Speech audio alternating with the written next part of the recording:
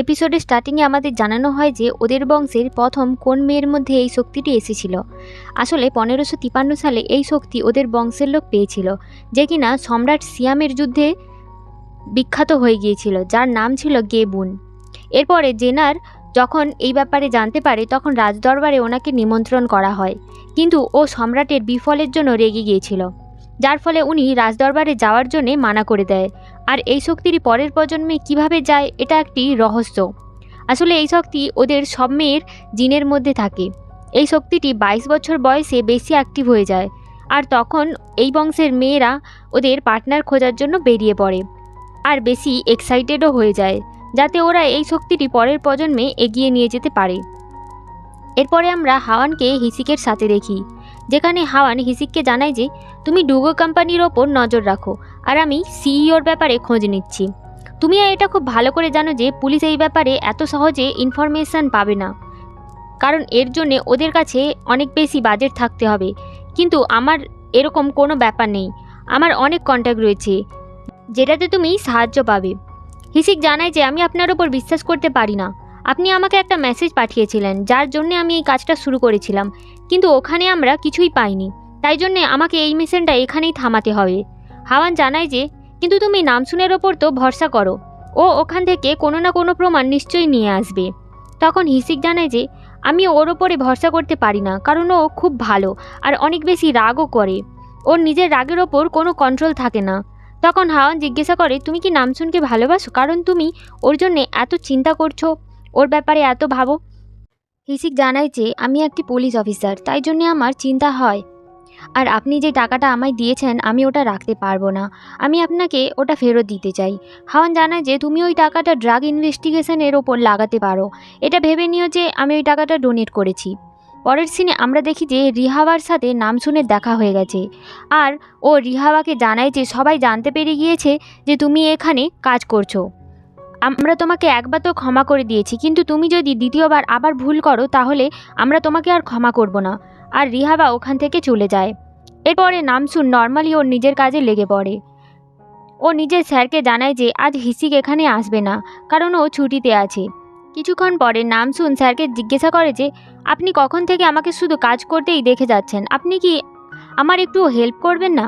আর তারপরে ওর স্যার ওর কাছ থেকে বক্সগুলো নিয়ে সাজাতে থাকে, কিন্তু বক্সগুলো এতটা পরিমাণে ভারী ছিল যে ওর কোমরে লেগে যায়, আর তারপরে নামসুন ওর কোমরটাকে সোজা করে দেয়। আমরা সিইওকে নামসুনের স্যারের সাথে কথা বলতে দেখি, যেখানে সিইও জানতে পারে যে নামসুনের আসল নাম স্যাডসাং, যে কি নাম মঙ্গোলিয়া থেকে বিলং করে, আর এটা ওর মঙ্গোলিয়ার নাম। সিইও জানায় যে তুমি নামসুনের ওপরে নজর রাখবে আর এর প্রতিটা মুহূর্তের খবর আমাকে জানাবে। এরপর আমরা নামসুনের মা ও দিদিমাকে এবং ওর ভাইকে দেখি, যেখানে ওরা সবাই ওয়ার্কআউট করছে। আসলে ওরা সপ্তাহে একটা দিন রাখে যেদিন ওরা সবাই ওয়ার্কআউট করবে। নামসুনের মামা এবং ওর ভাই তো প্রচুর পরিমাণে দুর্বল হয়ে পড়ে, কিন্তু ওর মা আর ওর দিদিমা নিজেই ফুল পাওয়ার দিয়ে ওয়ার্কআউট করতে থাকে। নামসুনের মামা হাওয়ানকে বলে যে তুমি নোটিস করেছো যে নামিন তোমার সাথে কথা বলছে না? নামসুনের দিদিমা নামিনকে জিজ্ঞাসা করে যে তুমি তোমার মায়ের সাথে কথা বলছো না কেন? তখন নামিন জানায় যে আজ সকালে আমাকে মা একটি শূকরের ছবি পাঠিয়ে আমাকে বলে যে ওই শূকরটা নাকি আমি। এরপরে নামিন ওর বাবার কাছে যায়, আর ওরা দুজনেই একটি রেস্টুরেন্টে বসে খাবার খায়, যেখানে নামিন ওর বাবাকে জিজ্ঞাসা করে যে তুমি আর মা আবার একসাথে কেন হচ্ছ না, কারণ তোমাকে একা দেখতে আমার একদম ভালো লাগছে না। ওর বাবা জানায় যে তার আর কোনো প্রয়োজন নেই, আমি একাই খুশি আছি, আর নামসুনের সাথে আমার কতদিন হয়ে গেছে দেখা হয়নি, আমি ওর সাথে আবার দেখা করতে চাই। তখন নামিন জানায় যে তুমি ওকে ডিনারের জন্য কেন ডাকছো না? তখন ওর বাবা জানায় যে আমার এখনও পর্যন্ত খুব গিল্ট ফিল হয়, কারণ আমার জন্যই তোমার দিদি হারিয়ে গিয়েছিল। নামিন জানায় যে এতে তোমার কোনো দোষ ছিল না, তুমি এখনই দিদিকে ফোন করো। এরপরে আমরা নামসুনকে দেখি, যেখানে ওর বাবা ওকে ফোন করে জিজ্ঞাসা করে যে তুমি কোথায় আছো, আর আমরা দেখি যে নামসুন ওর বন্ধুদের সাথে ডেলিভারি দেওয়ার জন্য বেরিয়ে পড়েছে। নামসুনের বাবা ওকে জিজ্ঞাসা করে যে তুমি কোথায় আছো? নামসুন জানায় যে আমি ডেলিভারি করার জন্য বেরিয়েছি। ওর বাবা জিজ্ঞাসা করে যে তুমি ডেলিভারির কাজ কেন করছো? যেটা শুনে নামসুন জানায় যে এ ব্যাপারে আমি তোমায় পরে জানাচ্ছি, এটা বলে ও ফোনটা কেটে দেয়। এদিকে নামসুনের বাবা নামিনকে বলতে থাকে যে তোমার মায়ের শুধু পয়সা নিয়েই মাথা ব্যথা, ও নামসুনকেও কাজে লাগিয়ে দিয়েছে, আর অন্যদিকে তোমার পড়াশোনাও বন্ধ করে তোমাকে একটা ক্যাফে চালানোর জন্য বসিয়ে দিয়েছে। আমরা হাওয়ানকে ওর কোম্পানিতে দেখি, যেখানে নামগুলোকে জানায় যে আমাদের ইউএসের একটি কোম্পানি থেকে লেটার এসেছে, যেখানে আমাদের বলা হয়েছে যে আমাদের কোম্পানি গড ব্লুর নামটা চেঞ্জ করে ফেলতে হবে, কারণ ওদের কোম্পানির নামও এটাই। যেটা শুনে হাওয়ান জানায় যে আমরা কেন আমাদের কোম্পানির নাম চেঞ্জ করব। তুমি ওদের রিপ্লাই দিয়ে এটা লেখো যে আমরা কেন আমাদের কোম্পানির নাম চেঞ্জ করব। যদি ওনাদের কোনো সমস্যা থাকে তাহলে ওনারাই নিজেদের কোম্পানির নাম চেঞ্জ করে ফেলুক। আর আমার এক্সবিএফের নামও তো সেম, যেটা কিনা ওদের কোম্পানির সিইওর নাম, তাহলে তো আমি ওদের কোম্পানির সিইওর নামটাও চেঞ্জ করে ফেলা উচিত। তখনই হাওয়ানকে ফোন করে জানানো হয় যে আপনার সোয়নের সাথে মিটিং রয়েছে, আর এটা সেই ব্যক্তি যে কিনা কালো টাকাকে হোয়াইটে পরিণত করে। এরপর আমরা সুয়নকে একটি মেয়ের সাথে কথা বলতে দেখি, যেখানে ও জিজ্ঞাসা করে যে আপনি আমার টাকা ডবল করেছেন, তার জন্য ধন্যবাদ। আপনি কি আমার সাথে ডিনারে যেতে চাইবেন? যেটাতে সুয়ন সম্মতি জানায়, আর ওকে জানায় যে আমি আপনাকে কল করে নেব। মেয়েটি বাইরে এসে দেখে যে ওখানে হাওয়ান বসে আছে। মেয়েটি হাওয়ানকে আগে থেকেই জানতো, আর ওকে জিজ্ঞাসা করে যে তুমি এখানে কি করছো। হাওয়ান জানায় যে আমার এখানে কিছু কাজ রয়েছে। তখন মেয়েটি ওকে বলে যে তুমি এই লোকটির উপর বিশ্বাস করতে পারো, এই লোকটি আমার পয়সাকেও ডবল করেছে। এটা বলে মেয়েটি ওখান থেকে চলে যায়। তারপর হাওয়ান লোকটির সাথে দেখা করতে যায়, আর ওকে জিজ্ঞেস করে যে প্রথমে তুমি এটা বলো তোমার আসল নাম কি। সে জানায় সুয়ন, যেটা শুনে হাওয়ান ওকে স্ক্যামার বলে ডাকতে থাকে।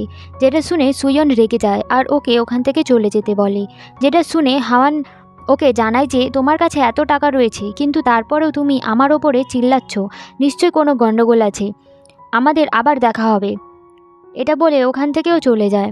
তারপরে হাওয়ান একটি মেয়েকে ফোন করে আর ওকে জানায় যে আমি সিওর সাথে কথা বলতে চাই, আর ওর সাথে আমার মিটিং ফিক্স করো।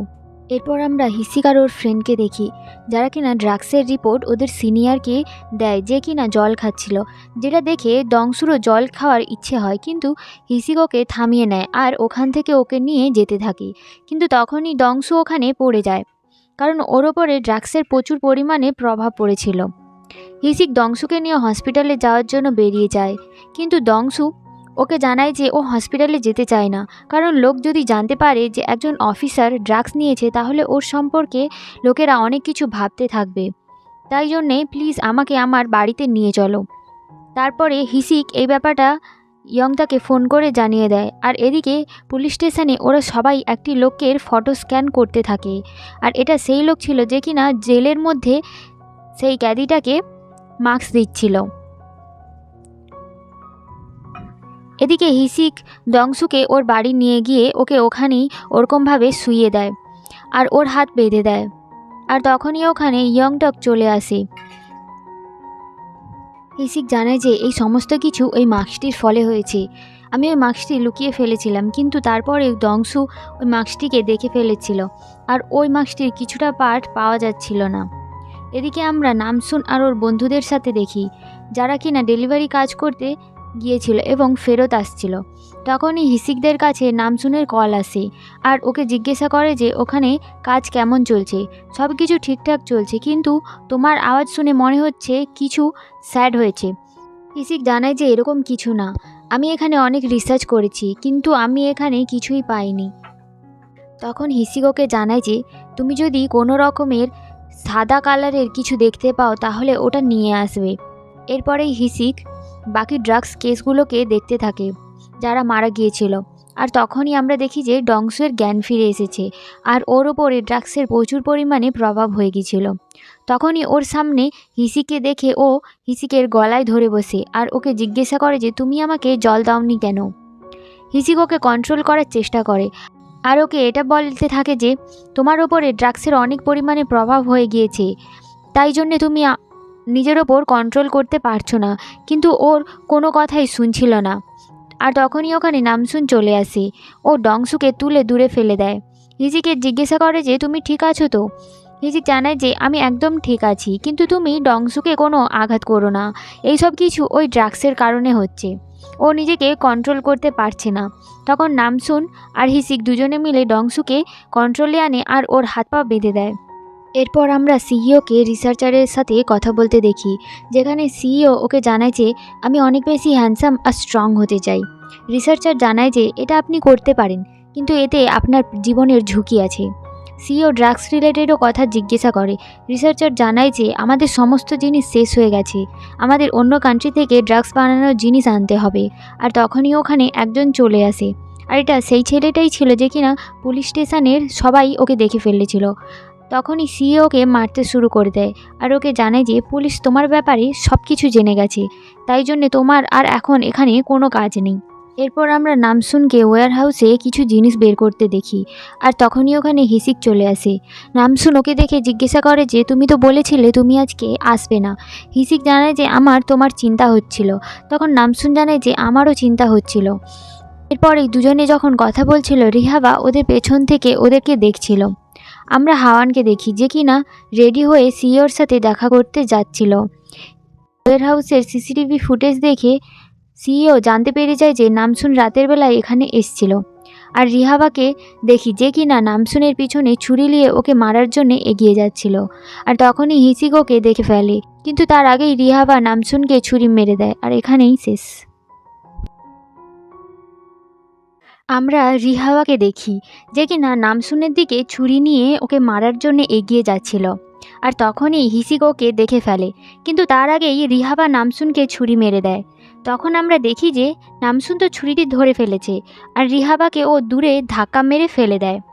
হিসিক রিহাবার কাছে গিয়ে ওকে বলতে থাকে, তোমার এত সাহস কী করে হলো? নামসুন হয়তো তোমাকে ক্ষমা করে দিতে পারে, কিন্তু আমি তোমাকে কখনোই ক্ষমা করব না। আমি চাইলেই তোমাকে এই মুহূর্তে অ্যারেস্ট করতে পারি। এদিকে আমরা হাওয়ান ও সিইওকে মিটিংয়ে দেখি, যেখানে ওরা দুজনে একটি গেম খেলছে। গেমটির মধ্যে যে হেরে যাবে তাকে তার সমস্ত প্রশ্নের উত্তর দিতে হবে। হাওয়ান গেমটিতে জিতে যায়, এবং গেমের অ্যাডমিন অনুযায়ী হাওয়ান ওকে জিজ্ঞাসা করে যে তুমি এত টাকা কোথায় পেলে, আর তোমার ব্যবসার মূল উৎস কী? তখন সিইও জানায় যে আমার অনেকগুলো ব্যবসা একসাথে যুক্ত আছে। তখন হাওয়ান জানায় যে আমার তো সেটা মনে হয় না, আমার মনে হয় তুমি টাকাগুলো সহজ উপায়ে ইনকাম করোনি। এরপর আমরা দেখি যে পরের রাউন্ডে সিইও জিতে যায়, এবং ও হাওয়ানকে জিজ্ঞাসা করে যে তুমি এত টাকা কোথায় পেলে? তখন সে জানায় যে এগুলো সবই আমার কষ্ট করে উপার্জনের টাকা, এবং আমি তোমার কোম্পানিতেও ইনভেস্ট করতে চাই। এরপর আমরা নামসুনের বাবাকে দেখতে পাই। নামসুনের বাবা ওর দোকানের সামনে ছিল, এবং ওর পেছন থেকে কেউ একজন এসে ওর চোখগুলো বন্ধ করে দেয়, যেটাতে নামসুনের বাবা বলে যে আমি জানি এটা কার হাত, আমার একমাত্র ছেলে। তখন তার ছেলে বলতে থাকে, বাবা তুমি কিভাবে বুঝতে পারলে? তখন তার বাবা জানায় যে এই গোলুমোলু হাত তো আমার ছেলেরই হতে পারে।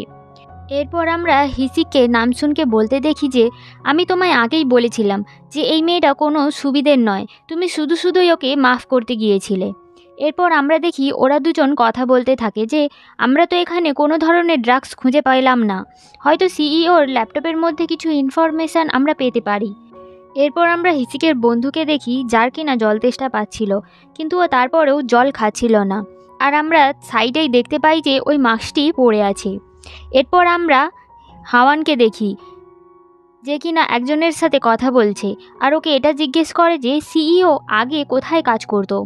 তখন সে কিছু ইনফরমেশান দেয়, আর যেখান থেকে হাওয়ান জানতে পারে যে ও ওই ব্ল্যাক মানিকে হোয়াইটে পরিণত করা সেই লোকটির সাথেও জড়িত আছে। নামসুনের মা তখনই ওই লোকটির সাথে দেখা করার জন্য যায়, এবং ওখানে গিয়ে ও দেখতে পায় যে ওর চেনা পরিচিত একজন ওখানে রয়েছে।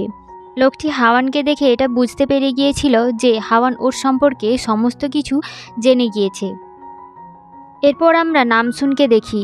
নামসুনকে ওখানে ওই ডুগো কোম্পানির একটি লোক এসে বলতে থাকে যে সিইও তোমার সাথে মিটিং করতে চায়। তখন সে তো রাজি হয়ে যায়, আর এরপরে নামসুন ফোন করে সমস্ত কিছু জানায়, আর এই সুযোগে ও ল্যাপটপের সমস্ত কিছু চেক করে নিতে পারবে। এরপর আমরা নামসুনকে দেখি যে কিনা সিইওর সাথে দেখা করতে যায়, এবং সিইও ওকে জিজ্ঞাসা করে যে তুমি চুরি কেন করেছিলে, যেটাতে নামসুন জানায় যে আসলে আমার বাবা মা অনেক গরিব, আর আমি এই জন্যেই এইগুলো চুরি করে বিক্রি করে দিতে চেয়েছিলাম, আর ওই টাকাগুলো আমি আমার বাবা মাকে পাঠাতে চেয়েছিলাম। এটা বলার পরেই সে বলতে থাকে আমি আর কোনো দিনই চুরি করব না। এরপরে আমরা দেখি যে নামসুন ওখান থেকে উঠে চলে যেতে যায়। তখন সিইও ওকে আটকে নেয়, আর ওকে বলে যে তুমি কি আমার বন্ধু হবে? এরপর দুজনে একে অপরের নাম্বার এক্সচেঞ্জ করে নেয়। তারপরে সিইও নামসুনকে জিজ্ঞাসা করে যে তুমি কি আমার সাথে একটি ডিলে যেতে পারবে, যেটাতে নামসুন রেডি হয়ে যায়। এরপর আমরা নামসুনকে হিসিকের সাথে দেখি, যেখানে নামসুন জিজ্ঞাসা করে যে আমায় কেমন লাগছে, যেটা দেখে হিসিক তো দেখতেই থাকে। তখন নামসুন জানায় যে আমি তো জানতাম কোরিয়ার ছেলেরা মেয়েদের অনেক প্রশংসা করে, কিন্তু তুমি তো এমন কিছুই করছো না। এটা বলার পরেই ও হালকা করে একটু ধাক্কা দিয়ে দেয়, যেটাতে হিসিক অনেকটা দূরে গিয়ে পড়ে যায়। এরপর আমরা দেখি হিসিক ওর পেছন পেছন দৌড়ে যায়, আর এই ঘটনাটি সিইও ওর কেবিন থেকে দেখতে থাকে। এরপর আমরা দেখি ওরা দুজনেই নামসুনের বাবার সাথে দেখা করতে যায়, যেখানে ও ওর বাবার সাথে ওকে রেখে ওখান থেকে চলে যায়। এরপর ওরা বাবা মেয়ে দুজনে পার্কে মজা করতে থাকে। নামসুনের বাবা ওকে জানায় যে আমি এখনও গিল্টি ফিল করি, কেননা তুমি আমার জন্যই হারিয়ে গিয়েছিলে। যেটাতে নামসুন জানায় যে বাবা, আপনি এত কিছু ভাববেন না, এটা আমার ভাগ্যেই ছিল, কিন্তু এখন তো আমি ফিরে এসেছি।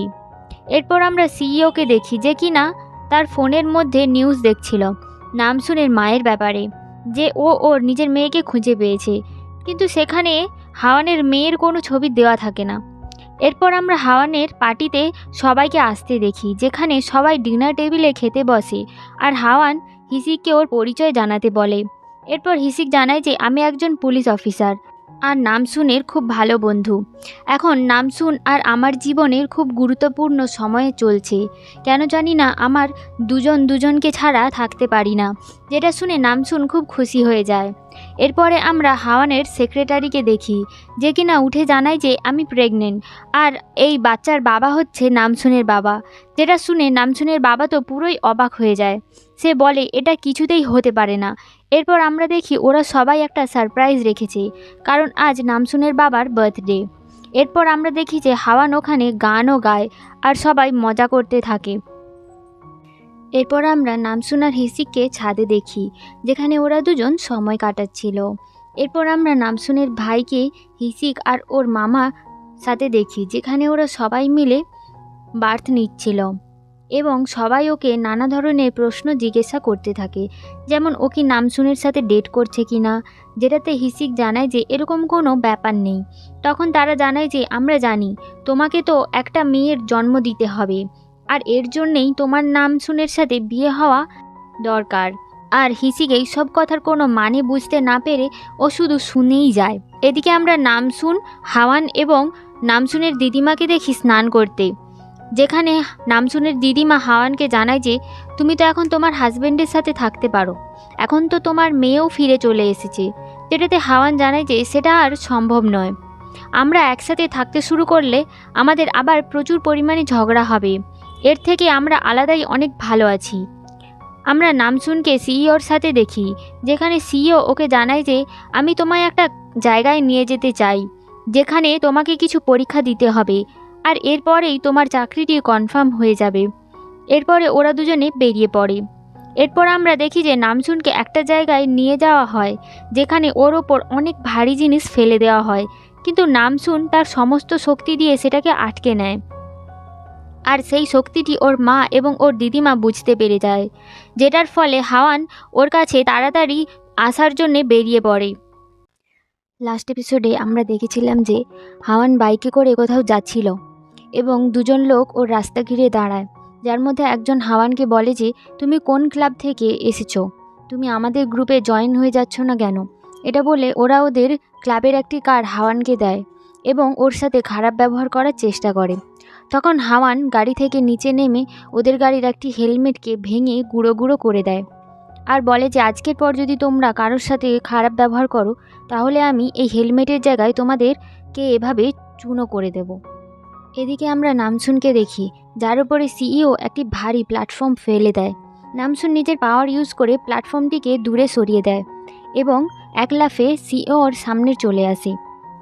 এরপর আমরা দেখি যে হিসিক ডংসুর সাথে দেখা করতে আসে।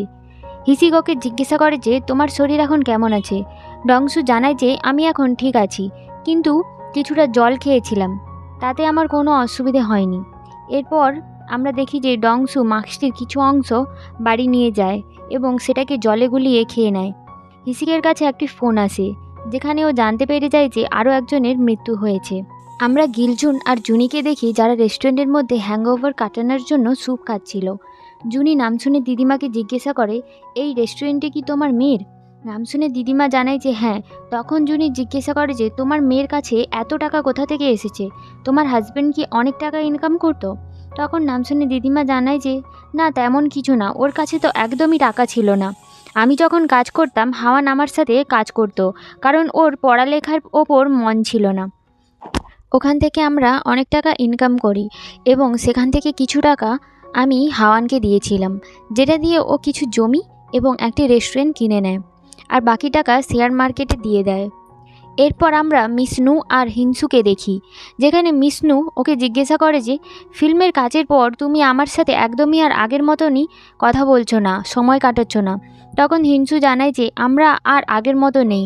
আগে আমরা একসাথে এই জন্যই থাকতাম কারণ আমাদের একে অপরের ওপর দয়া আসতো। এরপর হিংসুর কাছে ডাইরেক্টরের ফোন আসে। এরপর আমরা নামসুন আর সিইওকে দেখি, যেখানে সিইও ওর নিজের কোঅপারেটিভ টিমের নাম নামসুনকে দিয়ে দেয়।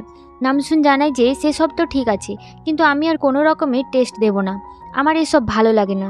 যেটাতে সিইও জানায় যে ঠিক আছে, আমি তোমায় কথা দিচ্ছি যে এরপর তোমার আর কোনো টেস্ট নেওয়া হবে না, কিন্তু তুমি আমায় এটা বলো যে তোমার এত শক্তি কি করে হলো?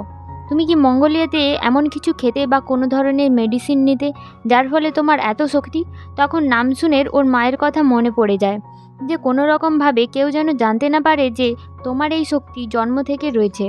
তাই জন্যে নামসুন সিইওকে জানায় যে আপনি সেটা ধীরে ধীরেই জানতে পেরে যাবেন। সিইও জানায় যে ঠিক আছে, আমার কোনো তাড়া নেই। এরপরে নামসুন বাইরে বেরিয়ে এসে হিসিককে কল করে, আর হিসিককে কল করে সমস্ত কিছু জানায় যে সিইও ওর টেস্ট নিয়েছিল এবং সেটাতেও পাস করে গেছে আর ওর টিমের মধ্যে জয়েন হয়ে গেছে। তখন হিসিক জিজ্ঞাসা করে যে তোমার কি পাওয়ারের পরীক্ষা নিয়েছিল? যে সমস্ত কথা শুনে হিসিক খুব চিন্তায় পড়ে যায়। এরপর আমরা নামসুনকে পুলিশ স্টেশনে দেখি, যেখানে অফিসার ওকে জানায় যে ওই ছেলেটি দিনে 16 ঘন্টা কাজ করত। এছাড়া ওর ওপর ছোটোখাটো কেস রয়েছে, ব্যাংকের থেকে লোন রয়েছে, তাই জন্যে ডুগো কোম্পানি ছাড়া ও আরও বিভিন্ন জায়গায় কাজ করত। এছাড়া ওর একটি ছোট ভাই রয়েছে, যে কিনা ওর পিসির সাথে এখন রয়েছে। ওদের কাছে কোনো টাকা পয়সা না থাকার কারণে ওরা ছেলেটির ফিউনারালও করতে পারেনি। এই সব কিছু জানার পর নামসুন আরও খারাপ লাগতে থাকে। এরপর নামসুন সিইওকে মেসেজ করে জানিয়ে দেয় যে ডেলিভারি করার সময় একজন ওয়ার্কারের মৃত্যু হয়ে গিয়েছে, তাই জন্যে ও ওর পরিবারের সাথে দেখা করতে গিয়েছে আর এরপরেই ও কাজে ফিরবে। যেটা জানার পর সিইও খুব রেগে যায় আর ম্যানেজারকে জিজ্ঞাসা করে যে আমাদের ওয়ার্কারের মধ্যে কারোর মৃত্যু হয়ে গিয়েছে, তুমি আমাকে সেটা জানাওনি কেন? ম্যানেজার জানায় যে ছেলেটি মাত্র হাফ টাইমের জন্য আমাদের কোম্পানিতে কাজ করত, কিন্তু ও রিপোর্টার এবং বাকি সবার সাথে কথা বলে নিয়েছে। এদিকে হিসিক আর ওর টিমেরা সিইওর রাইট হ্যান্ডের ব্যাপারে জেনে গিয়েছে, কিন্তু ওর কোনো ক্রিমিনাল রেকর্ড নেই। তাছাড়াও ও রাশিয়াতে ব্যালে ডান্স শিখেছে এবং ওর চারিদিকে কন্ট্যাক্ট রয়েছে। ও মাসে প্রায় 20 মিলিয়ন ইনকাম করে, কিন্তু কোন কাজের মাধ্যমে সে টাকাগুলো ও পায় সেটা কেউ জানে না। আমরা নামসুনকে দেখি অফিসে যাওয়ার জন্য রেডি হচ্ছে, যেখানে ও একটি ক্যামেরা দেওয়া ঘড়ি পরে, যেটা কিনা হিসিকোকে গিফট করেছিল। অফিসে গিয়ে নামসুন সিইওর সাথে দেখা করে। সিইও ওকে কিছু ক্লায়েন্টের ডিটেলস দেখিয়ে জানায় যে এরা সবাই আমার পার্টনার, এদের সবাইকে মনে করে নাও। নামসুন অফিসের মধ্যে এমনভাবে বসে থাকে যাতে হিসিকোর ক্যামেরা দিয়ে সব কিছু দেখতে পারে। নামসুন নিজের হাতটি কম্পিউটারের দিকে দেখিয়ে জিজ্ঞাসা করে যে তাহলে এরা কারা?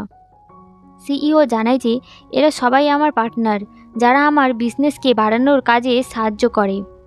নামসুন সিইওকে জিজ্ঞাসা করে যে তুমি যদি আমায় দিয়ে এসব কাজ করাবে তাহলে আমার পাওয়ারের টেস্ট কেন নিয়েছিলে?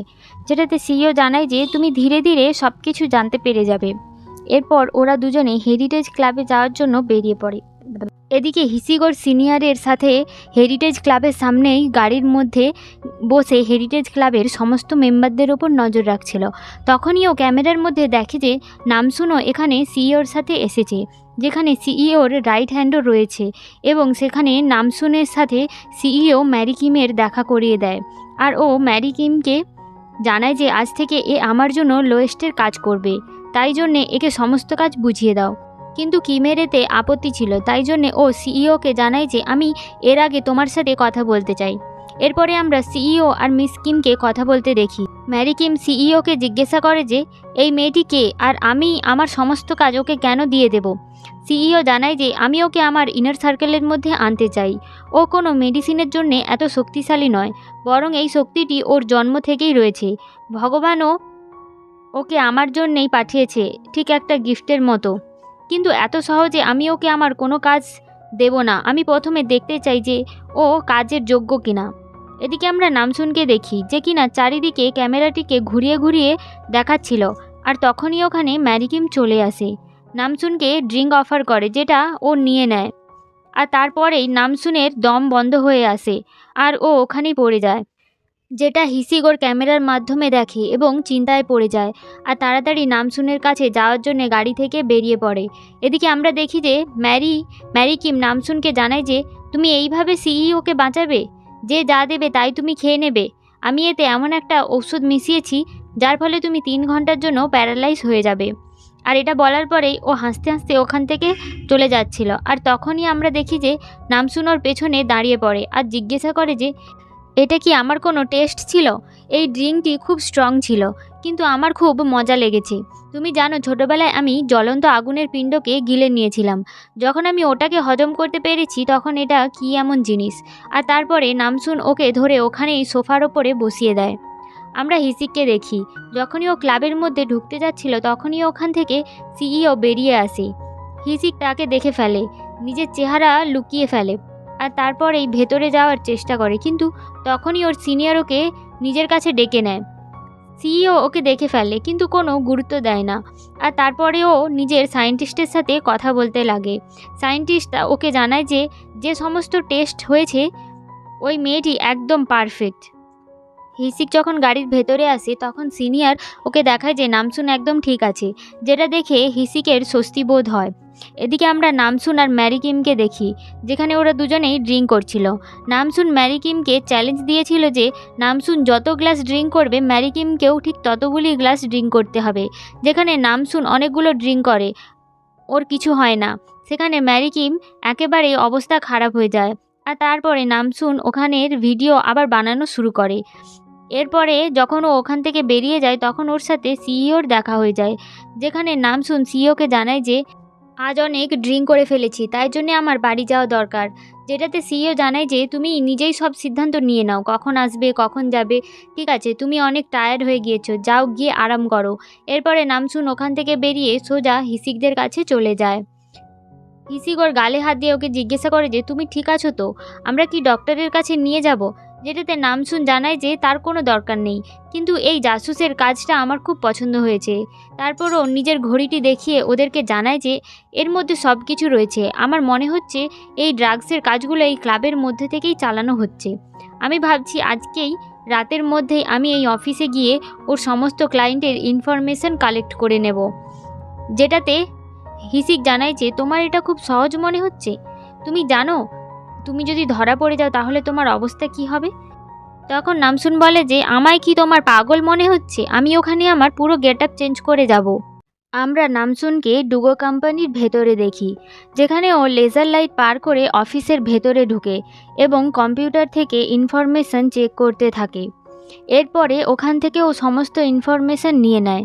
নামসুন আবার নিজের গেট আপ চেঞ্জ করে সিইওর কেবিনের দিকে যায়, যেখানে ও একটি ভূতের গেট আপ নিয়েছিল। নামসুন সিইওর কেবিনে প্রবেশ করে এবং কম্পিউটার চালু না করে ও পুরো কম্পিউটারটা নিয়ে ওখান থেকে যেতে থাকে। তখনই ওখানে একটা গার্ড চলে আসে, যে নামসুনকে ধরতে যায়। তখন নামসুন ওখান থেকে একটি জানালা দিয়ে লাফ মেরে নিচে নেমে যায় আর নামসুনের মাথার উইকটি উড়ে গার্ডের মুখের ওপরে চাপা পড়ে যায়। এরপর আমরা নামিনকে দেখি, যে কিনা আবার মেডিসিনটি অর্ডার করেছিল এবং ওটাকে বেশি চিন্তাভাবনা না করেই খেয়ে নেয়। এদিকে আমরা দেখি যে জুনি গিলজুনকে প্রপোজ করেছে, আর অন্যদিকে হাওয়ানের কাছে ওর বাবার ফোন আসে যে ও কোরিয়াতে ফেরত আসছে। এদিকে নামসুন সোজা ওপর থেকে নিচে হিসিকদের গাড়ির সামনে এসে দাঁড়িয়ে পড়ে। এরপর ও ওখান থেকে দ্রুত দৌড়তে থাকে এবং হিসিকারোর বন্ধু দুজনেই গাড়ি নিয়ে ওর সাথে ওকে ফলো করতে থাকে। এরপর আমরা দেখি যে নামসুন একটা জায়গায় গিয়ে বসে পড়ে। হিসিক ওখানে পৌঁছে যায় আর ওকে বলে যে আমি তো তোমায় কিছু ডাটা আনতে বলেছিলাম, তুমি তো পুরো কম্পিউটারটাই নিয়ে চলে এসেছো। তখন নামসুন জানায় যে আমি তো বুঝতে পারিনি তোমার কোনটা লাগবে, তাই জন্যে আমি সব নিয়ে চলে এসেছি। আর তখন হিসিকোর হাতে সেই ঘড়িটি আবার পরিয়ে দেয় আর ওকে বলতে থাকে যে এটা তুমি সব সময় পরে থাকবে। এদিকে হাওয়ান ওর ভাইকে ফোন করে জানায় যে ওর বাবা ফেরত আসতে চলেছে, কিন্তু এই কথাটি ওদের মাকে জানানো যাবে না। এদিকে আমরা গিলজুন আর জুনিকে দেখি, যারা নিজেদের মধ্যে সময় কাটাচ্ছিল। এরপর তারা একটি রাইডে ওঠার জন্য লাইনে দাঁড়ায় আর সেখানে কিছু বদমাশ ছেলে চলে আসে। তারা ওদের সামনে গিয়ে দাঁড়ায়, যেটা দেখে গিলজুন ওদেরকে একটা ধাক্কা দিয়ে ওখান থেকে সরিয়ে দেয়। এরপর আমরা হিসিকের বন্ধুকে দেখি, যে কিছুতেই ড্রাগসের নেশা কাটাতে পারছিল না এবং প্রচুর পরিমাণে জলপান করছিল।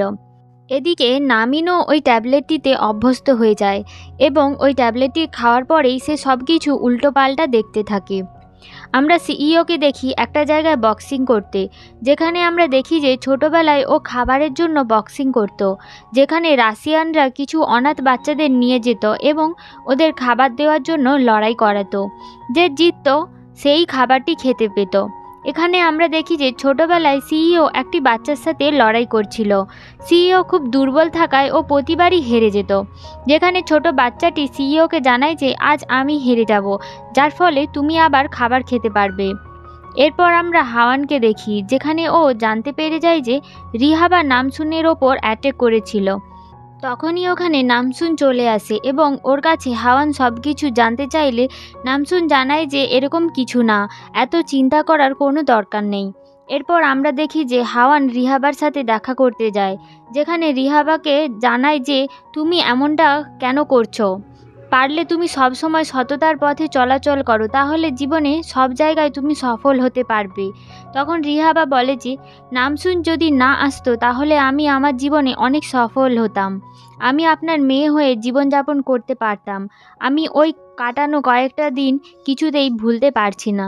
তখন হাওয়ান জানায় যে আমি তোমাকে মাফ করে দেব যদি তুমি সঠিকভাবে জীবনযাপন করো আর তুমি আমার দ্বিতীয় মেয়ে হয়ে আমার সাথে থাকতে পারো। এরপর আমরা নামসুনকে অফিসে কিছু ফাইল দেখতে দেখি, যেখানে ও বাকি এমপ্লয়ীদের কাছে ইনফরমেশন জোগাড়ের জন্য বিভিন্ন ধরনের কোশ্চেন করতে থাকে, কিন্তু কেউ ওকে কোনো সঠিকভাবে কোনো উত্তর দেয় না। আমরা সিইওকে দেখি, যেখানে ও সব কিছু জেনে যায় আর ওর বডিগার্ডদের ডেকে ওদের প্রশ্ন করতে থাকে। তখন বডিগার্ড জানায় যে একটি মেয়ে এখানে এসেছিল যে কিনা ভূত সেজেছিল আর তারপরে সে কম্পিউটারটিকে নিয়ে ওখান থেকে পালিয়ে গিয়েছে। যে কথা শুনে সিইও ওর বডিগার্ডের পায়ে ছুরি মেরে দেয় এবং ওকে জানায় যে তুমি সাধারণ একটা মেয়েকে আটকাতে পারলে না, তাহলে তুমি আমার সুরক্ষা কী করে করবে। এরপরে বডিগার্ডটি মেয়েটির সম্পর্কে সব বর্ণনা দেয় আর তখনই ওখান দিয়ে নামসুন যাচ্ছিল, যাকে দেখে ও বলতে থাকে যে ওই মেয়েটি ও নামসুনের মতনই এতটা হাইটের হবে। কিন্তু সিইও নামসুনের মাকে সন্দেহ করতে থাকে, ও ভাবে যে এইসব হয়তো নামসুনের মায়ের কাজ। এরপর আমরা হিসিকদের দেখি, যারা কম্পিউটার চেক করছিল, কিন্তু ওরা সেখান থেকে কোনো ধরনের ডাটা ইনফরমেশন পায়নি, শুধু সেখানে দুটো বাচ্চার ছবি পেয়েছিল। এরপর আমরা নামসুনের ভাইকে দেখি, যে কিনা প্রচুর পরিমাণে জলপান করছিল। এদিকে নামসুন অফিসে তার কলিগদের কাছে আবার নানা ধরনের কোশ্চেন করতে থাকে, কিন্তু কেউ ওকে কোনো রকমের উত্তর দিচ্ছিল না। এরপর আমরা রিহাবাকে দেখি, যেখানে সিইও ওর সাথে দেখা করতে আসে আর ওকে সব কিছু জিজ্ঞাসা করে যে নামসুন দেখতে কেমন আর ও ফিরে এসেছে, তুমি কি ওকে দেখেছো। তখন রিহাবা জানায় যে আমি ওকে দেখিনি। তখন সিইও জিজ্ঞাসা করে যে আমার কাছে যেই মেয়েটি কাজ করে তুমি তার ওপরে কেন অ্যাটাক করেছিলে, ওই মেয়েটি কি নামসুন। যেটাতে রিহাবা জানায় যে ওই মেয়েটির নামসুন নয়। তখন সিইও জিজ্ঞাসা করে যে তাহলে তুমি ওর ওপরে অ্যাটাক কেন করেছিলে, যেটাতে রিহাবা জানায় যে ও আমার সম্পর্কে অনেক খারাপ খারাপ কথা বলেছিল আর এর আগেও আমি ওর ওপরে অ্যাটাক করেছিলাম। এরপর আমরা হাওয়ানকে একটি লোকের সাথে মিটিং করতে দেখি, যেখানে লোকটি জানায় যে ওরা কিভাবে অনাথ বাচ্চাদের ধরে নিয়ে আসতো এবং ওদের খাবারের জন্য লড়াই করাতো। এরপর আমরা সিইওর বডিগার্ডকে দেখি, যেখানে ও বিল্ডিংয়ের বাইরের দিকে তাকিয়ে থাকে এবং ও ভাবতে থাকে যে এত উঁচু বিল্ডিং থেকে মেয়েটি কিভাবে লাফ দিল, আর ও লাফ দিয়ে বেঁচে গেল কি করে। আর তখনই ওখানে নামসুন চলে আসে, আর ও বডিগার্ডকে জিজ্ঞাসা করে যে এখানে কেন দাঁড়িয়ে আছো। বডিগার্ড ওকে কিছু জানায় না। তখন নামসুন দেখে যে ওর পায়ে আঘাত রয়েছে, আর তাই জন্যে নামসুন ওকে তুলে ওখান থেকে এগিয়ে নিয়ে যায়। এরপর আমরা দেখি যে নামসুন বডিগার্ডকে চকলেটও খেতে দিয়েছে। এরপর আমরা দেখি সিইও নামসুনকে ডেকে পাঠায় এবং ওকে জিজ্ঞাসা করে যে তুমি কোরিয়াতে কেন এসেছো। তখন নামসুন জানায় যে আমার কোরিয়ান ছেলেদের অনেক বেশি পছন্দ, আর এই জন্যেই আমি কোরিয়াতে এসেছি। এরপর সিইও ওকে জানায় যে আজকে আমার একটি মিটিং রয়েছে, যেখানে তুমি আমার সাথে যাবে। তখন আমরা দেখি যে নামসুন ওতে রাজি হয়ে যায়।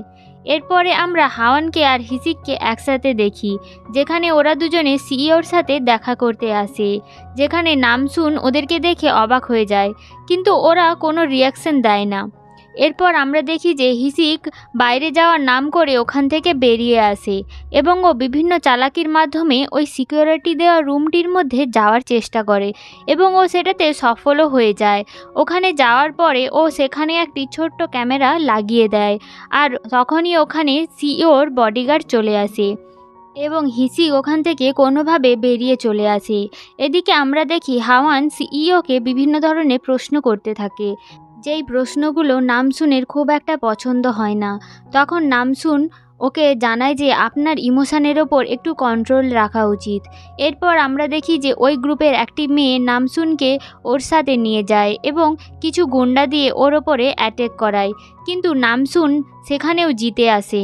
এরপর আমরা দেখি যে গিলজুন হাওয়ানকে ফোন করে জানায় যে ওর ভাই অনেক অসুস্থ, আর তোমার ভাই কি যেন উল্টোপাল্টা কথা বলছে, যে তোমার বাবা নাকি কোরিয়াতে ফেরত আসতে চলেছে।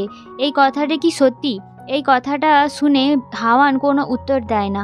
তখন গিলজুন হাওয়ানকে জানায় যে আমি একটা অ্যাড্রেস পাঠাচ্ছি, তুমি এই অ্যাড্রেসে চলে এসো, এখানে আমাকে অ্যাওয়ার্ড দেওয়া হবে।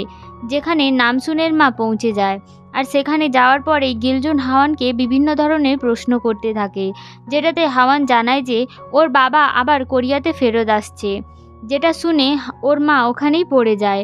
এরপর আমরা নামসুনের বাবাকে দেখি হাওয়ানের সাথে দেখা করতে আসে, কারণ ওর ছেলে কয়েকদিন ধরে ওর ফোন তুলছে না এবং ওর সাথে দেখা করতেও আসছে না। মা হিসেবে তোমার ছেলের খোঁজ রাখা উচিত। এরপর আমরা সিইওকে দেখতে পাই, যেখানে ও ভাবতে থাকে যে এই সব কিছুর জন্য ওই মহিলাই দায়ী, অর্থাৎ এখানে ও নামসুনের মায়ের কথা বলছে, আর এইসব কথা ভাবতে ভাবতে নিজে রাগ করতে থাকে। এরপর আমরা নামসুনের বাবাকে দেখতে পাই, যেখানে ও স্টুডিওর মধ্যে প্রবেশ করে এবং দেখতে পাই যে ওখানে ওর ছেলে রয়েছে, যে কিনা বাথরুমের মধ্যে পড়ে আছে।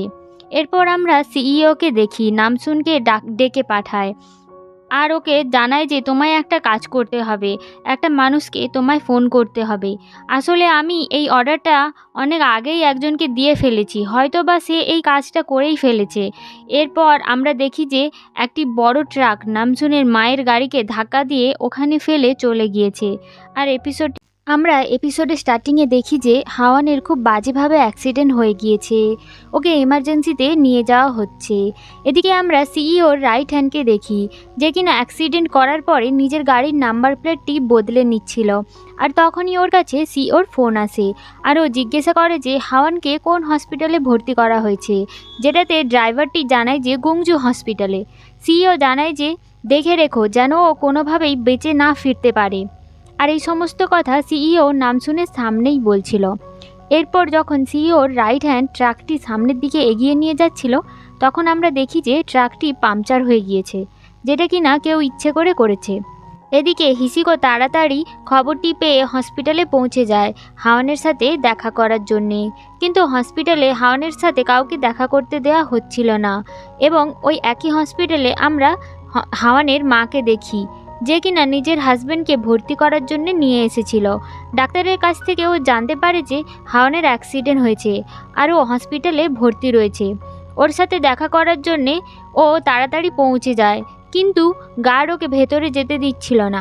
হাওয়ানের মা জানায় যে আমি ওর মা, কিন্তু তারপরেও ওকে ভেতরে যেতে দেওয়া হচ্ছিল না, যার ফলে ও গার্ডগুলোকে তুলে ওখান থেকে ফেলে দেয়। হাওয়ানের মা ভেতরে গিয়ে হাওয়ানের এমন অবস্থা দেখে খুব কাঁদতে থাকে।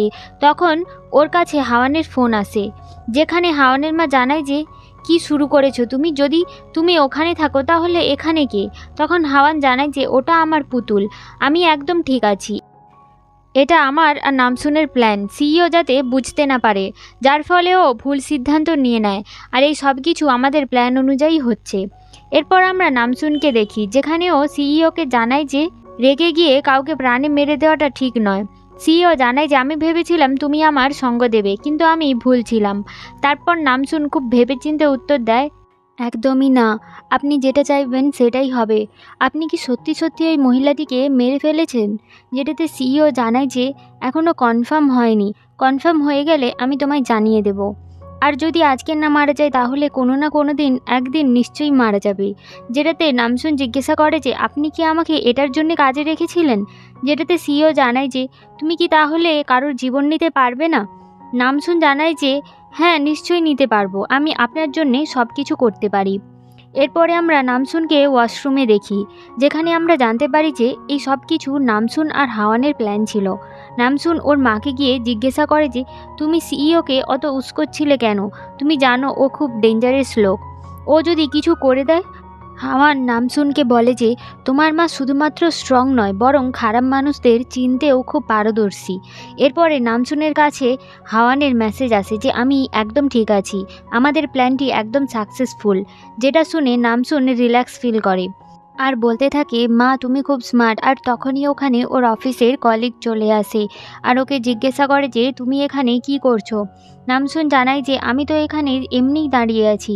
এরপরে আমরা দেখি যে ওর কলিগের মুখে জল পড়ে যায়, যার ফলে ওর সমস্ত মেকআপ নষ্ট হয়ে যায়। আর তখনই নামসুন এই সুযোগটি কাজে লাগিয়ে ওকে বলতে থাকে যে আপনাকে এমনিতেই অনেক সুন্দর দেখতে লাগছে। আর এরপরে ও জিজ্ঞাসা করে যে কোড লাগানো বক্সগুলো কোথায় পাওয়া যাবে? তখন সে জানায় যে ওই সমস্ত বক্স তো আমাদের ওয়ার্ড হাউসে পাওয়া যাবে। আর এই কথাটি শুনে নামসুন ওখানে দেখতে চলে যায়। সেখানে গিয়ে ও বাকিদের জিজ্ঞাসা করতে থাকে যে এখানে কি হয়েছে। তখন সে জানায় যে এখানে রাতের বেলায় কেউ একজন এসে এই বক্সগুলোকে এখানে ফেলে দিয়ে গেছে। তারপরে ও দেখতে পায় যে ওই বক্সগুলোর মধ্যে সেই কোড লাগানো বক্সটি রয়েছে, আর এটা সেই বক্স যেটা নামসুন খুঁজছিল। এরপরে আমরা হিসিক আর ওর টিমকে দেখতে পাই, যেখানে ওরা নামসুনের মাকে যে গাড়িটি অ্যাক্সিডেন্ট করেছিল সেই গাড়িটির ব্যাপারে খোঁজখবর নিতে থাকে। সিসি ক্যামেরায় এটা ধরাও পড়ে যায়। এরপরে আমরা নামসুনের মাকে আর ওর দিদিমাকে দেখি, যেখানে ওরা দুজনে কথা বলছিল। নামসুনের মা জানায় যে এই সব কিছু ওদের প্ল্যান ছিল। আমরা হাওয়ানের সেক্রেটারিকে দেখতে পাই, ও একটি নোটিশ লিখছিল, যেখানে এটা লেখা থাকে যে হাওয়ান অনেক অসুস্থ এবং হসপিটালে ভর্তি রয়েছে। এরপর আমরা ম্যারি কিমকে দেখি, যার রুমে হিসিক ডিভাইস লাগিয়ে রেখেছিল, যার সাহায্যে ও সব কিছু শুনতে পাচ্ছিল। এরপর আমরা নামসুনের ভাইকে দেখতে পাই, ওর খুব শরীর অসুস্থ হয়ে পড়ে আর ওর বাবা ওর সেবা করতে থাকে। এরপরে আমরা সেই লোকটিকে দেখতে পাই যে ব্ল্যাক মানিকে হোয়াইটে পরিণত করে। লোকটি একটি ছবিকে জড়ো করছিল, যেই ছবিটি নামসুনের মা ওকে দিয়েছিল। আর ওর কাছে ওর সেক্রেটারি আসে, ওকে জানায় যে হাওয়ানের অ্যাক্সিডেন্ট হয়ে গিয়েছে, কিন্তু এখন তো আপনি খুব বিপদে পড়ে গিয়েছেন, কারণ আপনিই তো ওকে ঘাড় ধাক্কা দিয়ে বের করে দিয়েছিলেন, তাই জন্যে পুলিশ আগে আপনাকেই সন্দেহ করবে।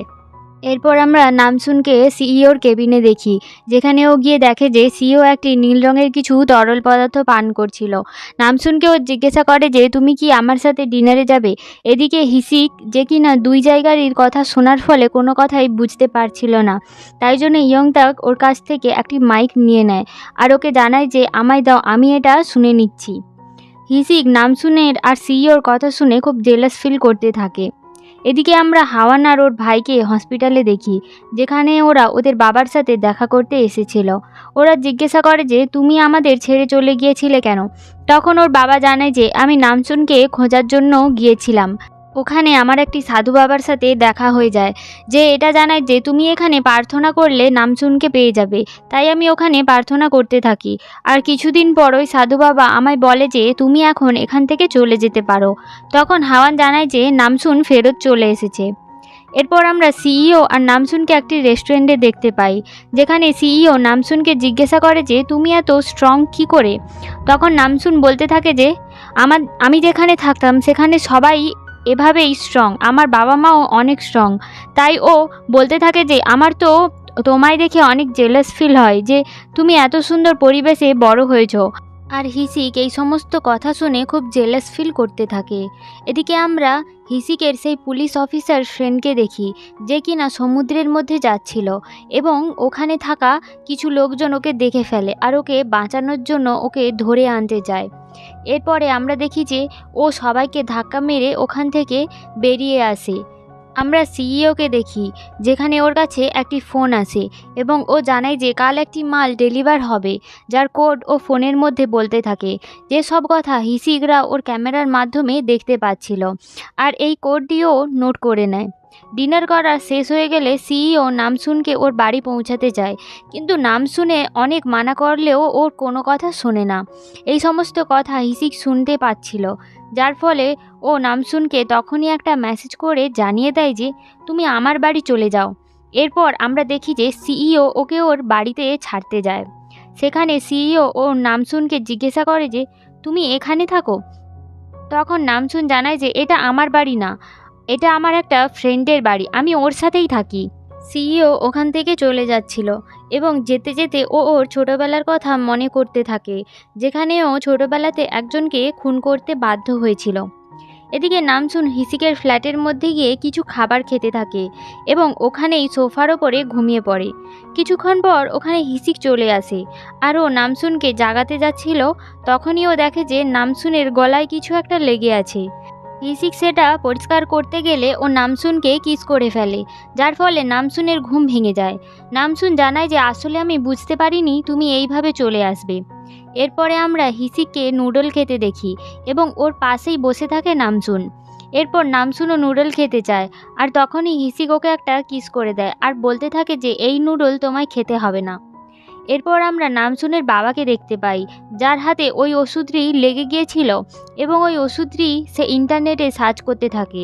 আমরা রিহাবাকে হাওয়ানের সেক্রেটারির সাথে দেখা করতে দেখি, যেখানে ও রিহাবার থাকার ব্যবস্থা করে দেয়। তখন রিহাবা জানায় যে ওর কাছে সিইও দেখা করতে এসেছিল এবং ও নামসুনের ব্যাপারে জিজ্ঞাসা করছিল। আমি ওকে জানিয়েছি যে আমি ওকে এখনও অবধি দেখিনি। সেক্রেটারি জানায় যে তুমি ঠিকই করেছো, তাছাড়া তোমার কোনো প্রয়োজন হলে আমাকে জানিও। আমরা সেই লোকটিকে দেখি যে ব্ল্যাক মানিকে হোয়াইটে পরিণত করে। সে হাওয়ানের সাথে দেখা করতে আসে এবং ওকে প্রথম দেখাতেই ও চিনতে পেরে যায় যে এটা হাওয়ান নয়, বরঞ্চ ওর ডামি। এরপর আমরা নামসুন আর হাওয়ানকে দেখতে পাই, যেখানে হাওয়ান নামসুনকে জানায় যে সিইও আমার মেয়েকে খুঁজছে, তোমাকে আরও সাবধান থাকতে হবে। এরপর আমরা নামসুনের বাবাকে দেখতে পাই, যে কিনা ওই ওষুধটি নিয়ে অফিসারের কাছে পৌঁছে যায় এবং সেই ওষুধটি বের করে ওদের দেখায় আর এবং ওকে জানায় যে এই ওষুধটি নামিন নিয়েছিল, যার জন্যে নামিনের খুব জলতেষ্টা পাচ্ছে আর এখনও খুব অসুস্থ রয়েছে। এরপর আমরা নামসুনকে তার অফিসের কলিগের সাথে কথা বলতে দেখি, যেখানে ও জানতে পেরে যায় যে সেই কিউআর কোড লাগানো বক্সটি কোথায় কখন ডেলিভারি হবে। এরপরে সে চালাকি করে ওই গাড়িটির কন্টেনারের মধ্যে উঠে পড়ে। সে সব কিছু হিসিকের সাথে প্ল্যান করেই করছিল। আর এদিকে কন্টেনারের পেছন পেছন হিসিকও গাড়ি নিয়ে ফলো করতে থাকে। গাড়িটি বেশ কিছু দূর যাওয়ার পরে আমরা দেখি যে হিসিক একটি মেয়ে সেজে গাড়িটিকে দাঁড় করাচ্ছে এবং ওর ড্রাইভারকে জানায় যে আমার গাড়িটি খারাপ হয়ে গেছে, আমাকে প্লিজ একটু হেল্প করুন।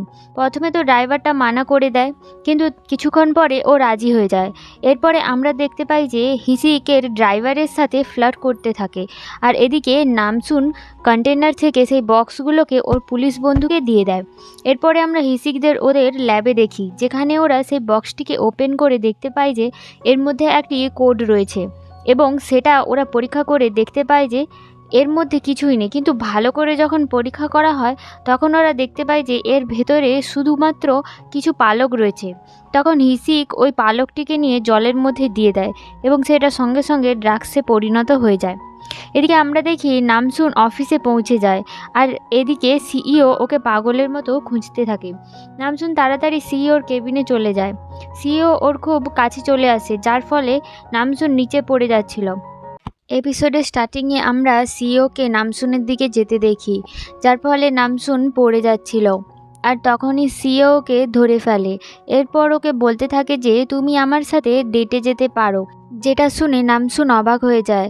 তখন সিইও ওকে বলতে থাকে যে তোমার এত ঘাবড়াবার দরকার নেই, আমার মনে তোমার জন্য ফিলিং আছে, কিন্তু এত তাড়াতাড়ি কোনো কিছু হবে না। যেটা শুনে নামসুন বলতে থাকে যে আমি এত তাড়াতাড়ি কোনো কিছু বলতে পারবো না। আর এরপরেই ওর কাছে হাওয়ানের ফোন আসে এবং ও জানতে পারে যে ওর ভাই অসুস্থ। এরপর নামসুন সিইওকে জানায় যে আমি আজ অফিসে আসতে পারবো না। সিইও ওকে জানায় যে কোনো জরুরি কাজ থাকলে তোমায় আজ আর আসতে হবে না। এরপর আমরা হিসিককে দেখি, যেখানে ওর সিনিয়রের কাছ থেকে ওর কাছে মেসেজ আসে যে আমি খুব অসুস্থ। যেটা দেখার পরে হিসিক সোজা ওর সিনিয়রের বাড়ি চলে যায়, যেখানে গিয়ে ও দেখতে পায় যে ওর সিনিয়র বাড়ির মধ্যে মেঝেতে পড়ে রয়েছে। হিসিক ওকে চেক করে, কিন্তু ও দেখতে পায় যে ওর পালস চলছে না, অর্থাৎ ও মারা গিয়েছে। যেটা দেখে হিসিক অনেক কান্না করতে থাকে। এরপরে ও পুরো টিমকে এই খবরটি জানিয়ে দেয়। ওর কাছে আরও একটি মেসেজ এসেছিল, যার মধ্যে লেখা ছিল যে একটি বইয়ের মধ্যে তোমার জন্য কিছু জিনিস রাখা আছে। হিসিক বইয়ের থাকের কাছে যায় এবং ডায়েরিটি বের করে নেয় এবং সেখানে তার মধ্যে কিছু পেপারস রয়েছে। এটা কোনো ড্রাগ রিলেটেডের কোনো প্রুফ। এরপর আমরা দেখি যে হাওয়ান নামিনের কাছে পৌঁছে যায় এবং ও এসেই খুব কান্না করতে থাকে। তারপরে ওকে হসপিটালে নিয়ে যাওয়ার জন্য অ্যাম্বুলেন্সকে কল করে দেয়। আর তখনই নামসুন ওখানে পৌঁছে যায়। হাওয়ান সবাইকে জানায় যে ও রোগা হওয়ার জন্য ট্যাবলেট নিচ্ছিল, আর এই ট্যাবলেটটা ও নিচ্ছিল সেটা আসলে একটি ড্রাগস ছিল। আর ও এই ড্রাগসটি নেওয়ার পর থেকেই ওর প্রচুর পরিমাণে জল তেষ্টা পাচ্ছিল, তাই জন্যে ওকে আর কোনোভাবেই জল দেওয়া যাবে না। এরপরে নামিনকে ওরা সবাই মিলে হসপিটালের জন্য নিয়ে যায়। এরপর হাওয়ান নামিনের ফোনটা চেক করতে থাকে। তখন নামিনের বাবা জানায় যে আমি অনেক আগেই এটা চেক করে নিয়েছি, কিন্তু এখানে একটা অ্যাকাউন্ট ছাড়া আর কিছুই পাওয়া যায়নি। এই অ্যাকাউন্টটি কার আমি সেটা দেখতে যাচ্ছি। যেটাতে হাওয়ান নামসুনকে জানায় যে তুমিও তোমার বাবার সাথে যাও, আমি এখানে নামিনের খেয়াল রাখবো। এরপর আমরা নামসুন আর ওর বাবাকে পুলিশ স্টেশনে দেখি, যেখানে ওরা বলতে থাকে যে এই অ্যাকাউন্টের মালিককে এটা আমাদের জানতে হবে। নামসুন আর ওর বাবা অনেক রিকোয়েস্ট করতে থাকে। পুলিশ ওদের জানায় যে কারোর প্রাইভেট ইনফরমেশন দেওয়া এটা ইললিগেল, তাই এটা আমরা করতে পারি না। নামসুন আর ওর বাবা অফিসারকে প্রচণ্ড রিকোয়েস্ট করতে থাকলে তখন অফিসারটি জানায় যে আমি এই সমস্ত ইনফরমেশন এখানে রেখে চলে যাচ্ছি, তোমরা দেখে নিও, তাহলে এটা আর ইললিগেল হবে না। এরপর আমরা দেখি ওরা ওই অ্যাকাউন্টের মালিকের নাম ও ঠিকানাটা লিখে নেয়। নামসুনের বাবা জানায় যে হতে পারে এই লোকটি কিছু করেনি, আসলে যারা হোমলেস তাদের থেকে টাকা দিয়ে এই ধরনের অ্যাকাউন্ট কিনে নেওয়া হয়। এরপর নামসুন ওর বন্ধুকে ফোন করে জিজ্ঞাসা করে যে আমি এরকম একটি অ্যাকাউন্টের মালিককে খুঁজছি, তুমি একটা সময় এরকম অবস্থাতে থাকতে, যদি তুমি তাদের জেনে থাকো তাহলে আমায় ইনফর্ম করো। যেটাতে ওর বন্ধু ওকে জানায় যে আমি তোমাকে সব কিছুই ইনফর্ম করে দেব। এদিকে নামিনের জ্ঞান ফিরে এলে ও জল খাওয়ার চেষ্টা করে, কিন্তু ওর মা ওকে ধরে রাখে এবং ওকে জানায় যে তুমি আর কিছুক্ষণ অপেক্ষা করো, তোমায় এখন জল দেওয়া যাবে না। আর কোনোভাবে নামিনকেও আটকে রাখে। এরপরে সে তার সেক্রেটারিকে ফোন করে আর ফোন করে বলতে থাকে যে একটা রিপোর্টারকে নিয়ে এসো। এরপর আমরা সিইওকে দেখি, যেখানে ওর কাছে একটি ফোন আসে আর ওকে জানানো হয় যে ওই ট্রাকের মধ্যে একটি কোট মিসিং রয়েছে। তুমি অবশ্যই জানো যে এই কোটটির দাম কত, মিলিয়ন মিলিয়ন টাকা দিয়েও ওটা আর ফেরত আনা যাবে না। এরপরে সিইও ওর সেক্রেটারিকে জিজ্ঞাসা করে যে ওই ডেলিভারি থেকে একটা জ্যাকেট কী করে হারিয়ে গেল। তখন ওর সেক্রেটারি ওকে জানায় যে এটা তো শুধুমাত্র একটা জ্যাকেট ছিল। আসলে এখানে সিইও ওর কর্মচারীকে জানায় না যে এই কোম্পানির মধ্যে আসলেই কী চলছে। সিইও তো খুব রেগে যায় আর ওর সেক্রেটারিকে জানায় যে পরের বার থেকে যদি এরকম কোনো কাজ হয় তাহলে তোমাকে চাকরি থেকে বের করে দেওয়া হবে। এরপরে সিইওর কাছে একটি ফোন আসে, যেখানে ওকে জানানো হয় যে জ্যাকেটটি কীভাবে হারিয়ে গিয়েছে। যেসব কথা শুনে ও খুব রেগে যায়। আর তখন আমাদের একটা ফ্ল্যাশব্যাক দেখানো হয়, যেখানে সিইওর ছোটোবেলার সিন আমাদের দেখানো হয়েছে, যেখানে সিইও আর বিনবিন একটি জঙ্গলের মধ্য দিয়ে পালাচ্ছিল। সিইও দুর্বল থাকায় ওখানেই পড়ে যায়। তখন বিনবিন ওকে বলতে থাকে যে তুমি এভাবে হেরে যেও না, আমাদের অনেক বড় হতে হবে, আর এই লোকগুলোকে আমরা ছাড়বো না। তখন সিইও জানায় যে তুমি এখান থেকে পালিয়ে যাও, আমার সাথে থাকলে তুমিও মারা যেতে পারো, কারণ আমি তোমার মতো এত স্ট্রং নয়। কিন্তু তখনও বিনবিন ওর হাত ছাড়ছিল না, বরং তাকে সাথে নিয়েই চলছিল। এরপরে আমরা বর্তমানে সিইওকে দেখি। সেই ট্রাক ড্রাইভারকে ডেকে পাঠায় আর ওকে জিজ্ঞাসা করে যে এই গাড়িটি কোথায় কোথায় থামানো হয়েছিল। ড্রাইভারটি জানায় যে একটা মেয়ে আমার কাছে হেল্প চেয়েছিল, আর এই জন্যেই আমি একটা জায়গায় এই গাড়িটি থামিয়েছিলাম। যেটা শুনে সিইও ওকে খুব মারতে থাকে আর ওকে বলতে থাকে যে তোমার কোনো ধারণাই নেই যে তুমি আমার কত বড় ক্ষতি করেছো। এরপরে নামসুন আর নামসুনের বাবা সেই ঠিকানাতে পৌঁছে যায়, কিন্তু ওখানে কেউ থাকে না। এরপরে নামসুনের কাছে ওর মায়ের ফোন আসে, যেখানে নামসুন জানায় যে এর একটি অ্যান্টিডোট রয়েছে। যেটা শুনে ওর বাবা জিজ্ঞাসা করে যে তুমি এত সব কী করে জানলে। তখন সে জানায় যে আমি এই কোম্পানিতে কাজ করি, পুলিশদের এভিডেন্স দেওয়ার জন্যে আমি এই কাজটি করছি। যেটা শুনে নামসুনের বাবা জানায় যে এই কাজগুলো খুব রিস্কি, এই কাজটি আর করো না। নামসুনের কাছে ওর বন্ধুর ফোন আসে, সে জানায় যে সেই লোকটির তথ্য ও পেয়ে গিয়েছে। এদিকে হাওয়ানের একটি চ্যানেলে ওর সেক্রেটারি একটি নিউজ পাবলিক করে দেয় যে কোরিয়াতে একটি ড্রাগস সাপ্লাই হচ্ছে, যেটা খাওয়ার পরে সবার খুব জলতেষ্টা পায় আর এর ফলে অনেকে মারা যাচ্ছে। এরপরে আমরা হিসিককে দেখি, যে কিনা সিইওর সেক্রেটারিকে গ্রেপ্তার করে নেয় আর সেখানে মিস কিম চলে আসে, যাকে দেখে হিসিক জানায় যে এইবারে তুমি বেঁচে গিয়েছো, কিন্তু নেক্সট বারের জন্যে প্রস্তুত থেকো। এটা বলে হিসিক সেক্রেটারিকে অ্যারেস্ট করে ওখান থেকে নিয়ে যায়। এরপরে আমরা সেই লোকটিকে নামসুনের সাথে দেখি। সে জানায় যে একটি মহিলা এসে ওর কাছে এই অ্যাকাউন্টটি কিছু টাকার বিনিময়ে কিনে নিয়েছে। আমরা সেই মেয়েটিকে দেখি যে নামিনকে ওই ড্রাগস ট্যাবলেটটি দিত। মেয়েটি একজনের গাড়িতে বসে এবং ওর সাথে কথা বলতে থাকে। গাড়িতে থাকা মেয়েটি অ্যান্টিডোট দেওয়ার জন্য অনেক রিকোয়েস্ট করতে থাকে, কিন্তু ওর কাছে টাকা না থাকায় মেয়েটি গাড়ি থেকে বেরিয়ে চলে যায়। নামসুন আর ওর বাবা মহিলাটিকে ফোন করতে থাকে, কিন্তু ওর কোনো অ্যান্সার দেয় না। নামসুন ওর মাকে ফোন করে সব কথা জানিয়ে দেয়।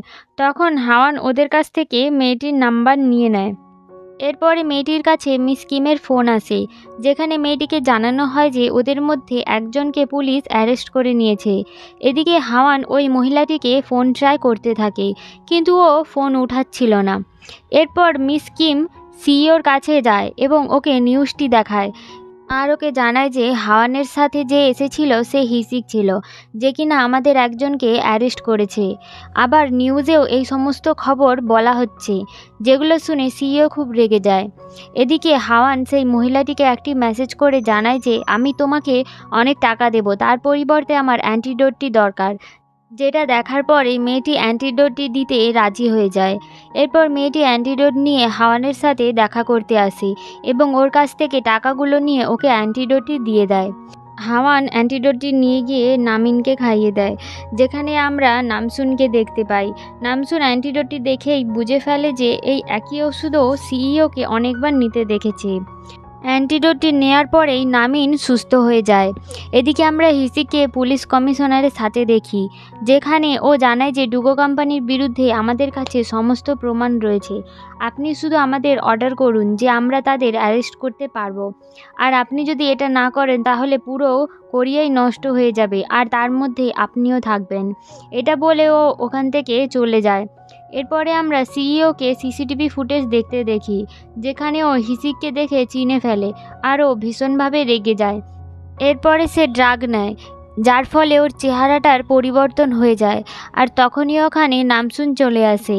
নামসুন সিইওকে জানায় যে আমি কাল অফিসে আসতে পারি না, যেটা শুনে সিইও ওর দিকে ঘুরে দাঁড়ায়। নামসুন ওর চেহারা দেখেই বুঝে ফেলে যে ওর কিছু একটা হয়েছে।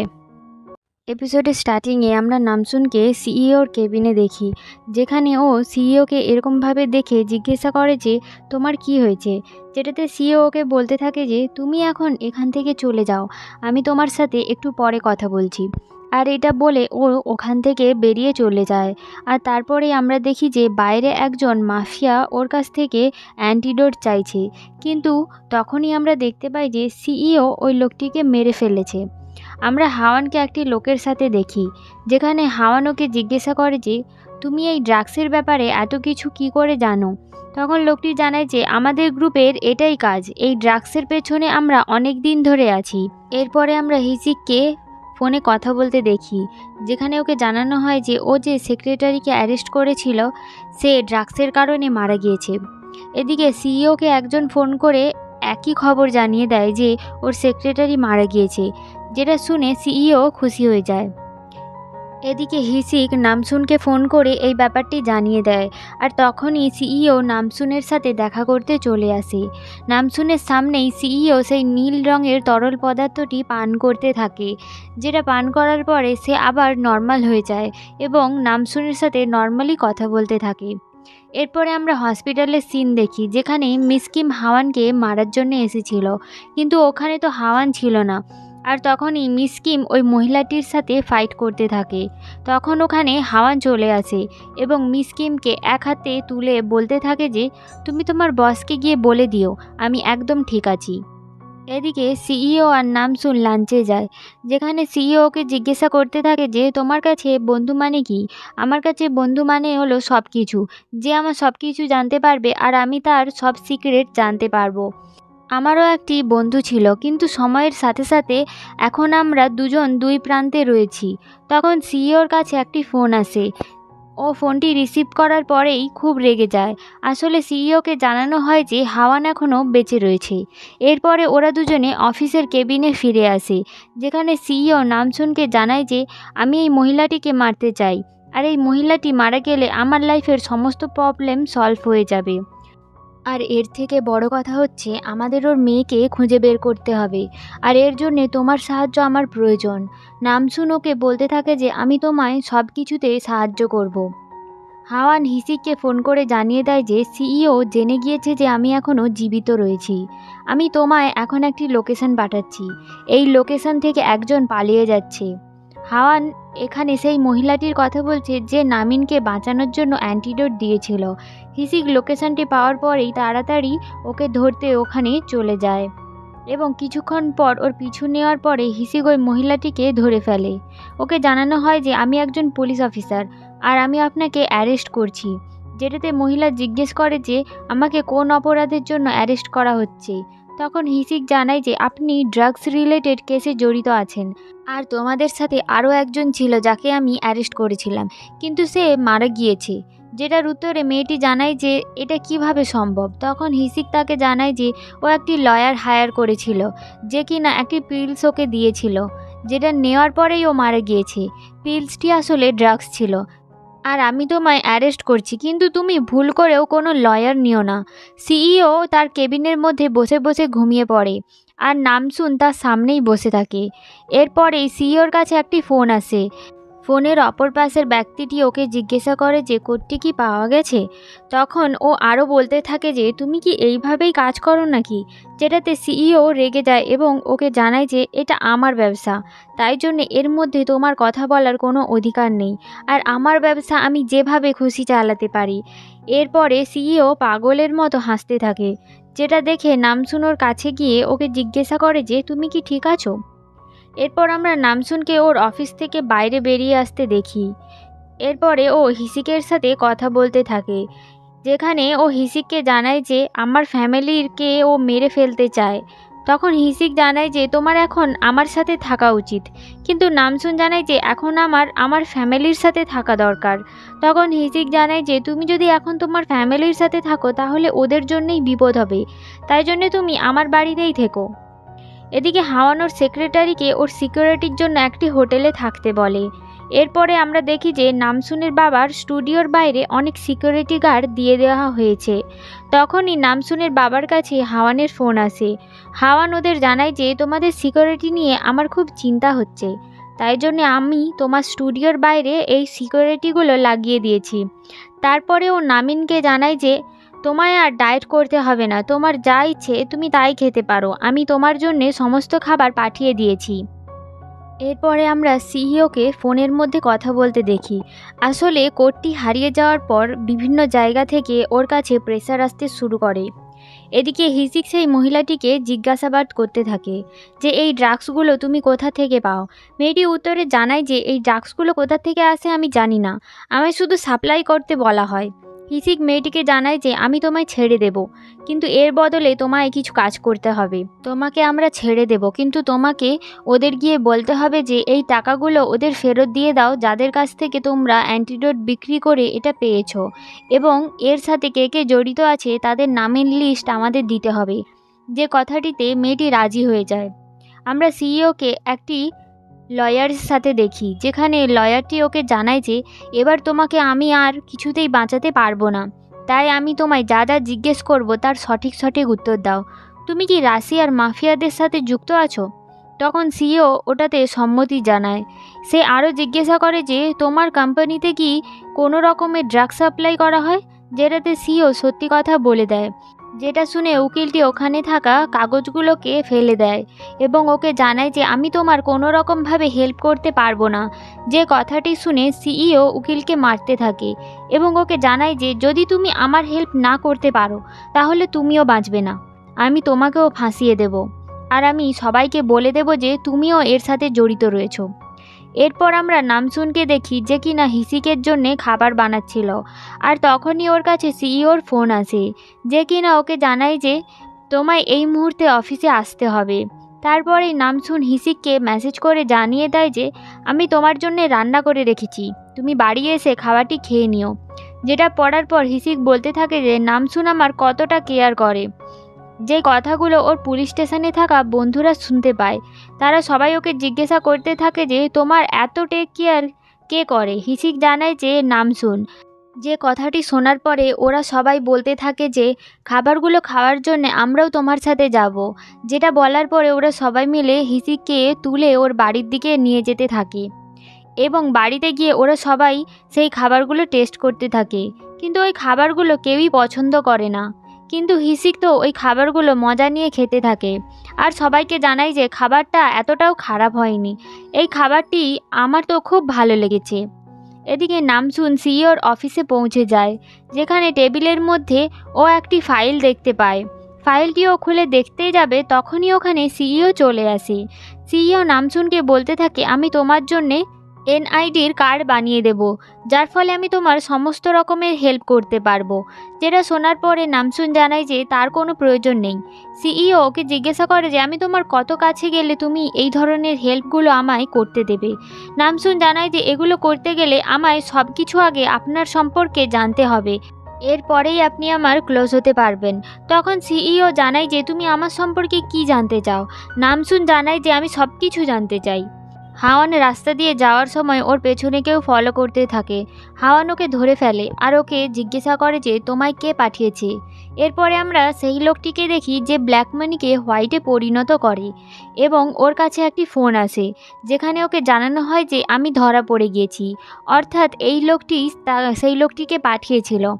এরপরে আমরা দেখি যে লোকটির সাথে হাওয়ান দেখা করতে আসে। হাওয়ান ওকে জিজ্ঞাসা করে যে তুমি এই কাজটি কেন করছো। লোকটি জানায় যে আমি জানি তুমি আমার ব্যাপারে সমস্ত খবর রাখছো, তাই জন্যেই আমি ওই লোকটিকে তোমার পেছনে লাগিয়েছিলাম। আমি জানি তুমি আমার সাথে ডেট করতে চাও।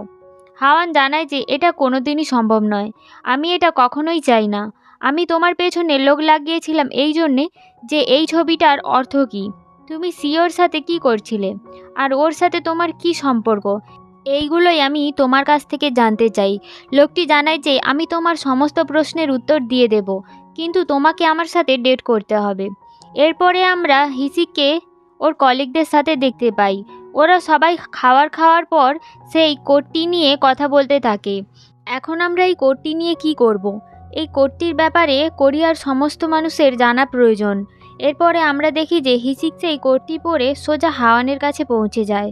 হাওয়ান প্রথমে ওকে দেখে ভয় পেয়ে যায়, কিন্তু পরে দেখতে পায় যে ওটা হিসিক। তারপরেই হাওয়ান ও সেক্রেটারিকে ফোন করে জানায় যে একটা প্রেস কনফারেন্স করতে হবে, তুমি তাড়াতাড়ি চলে এসো।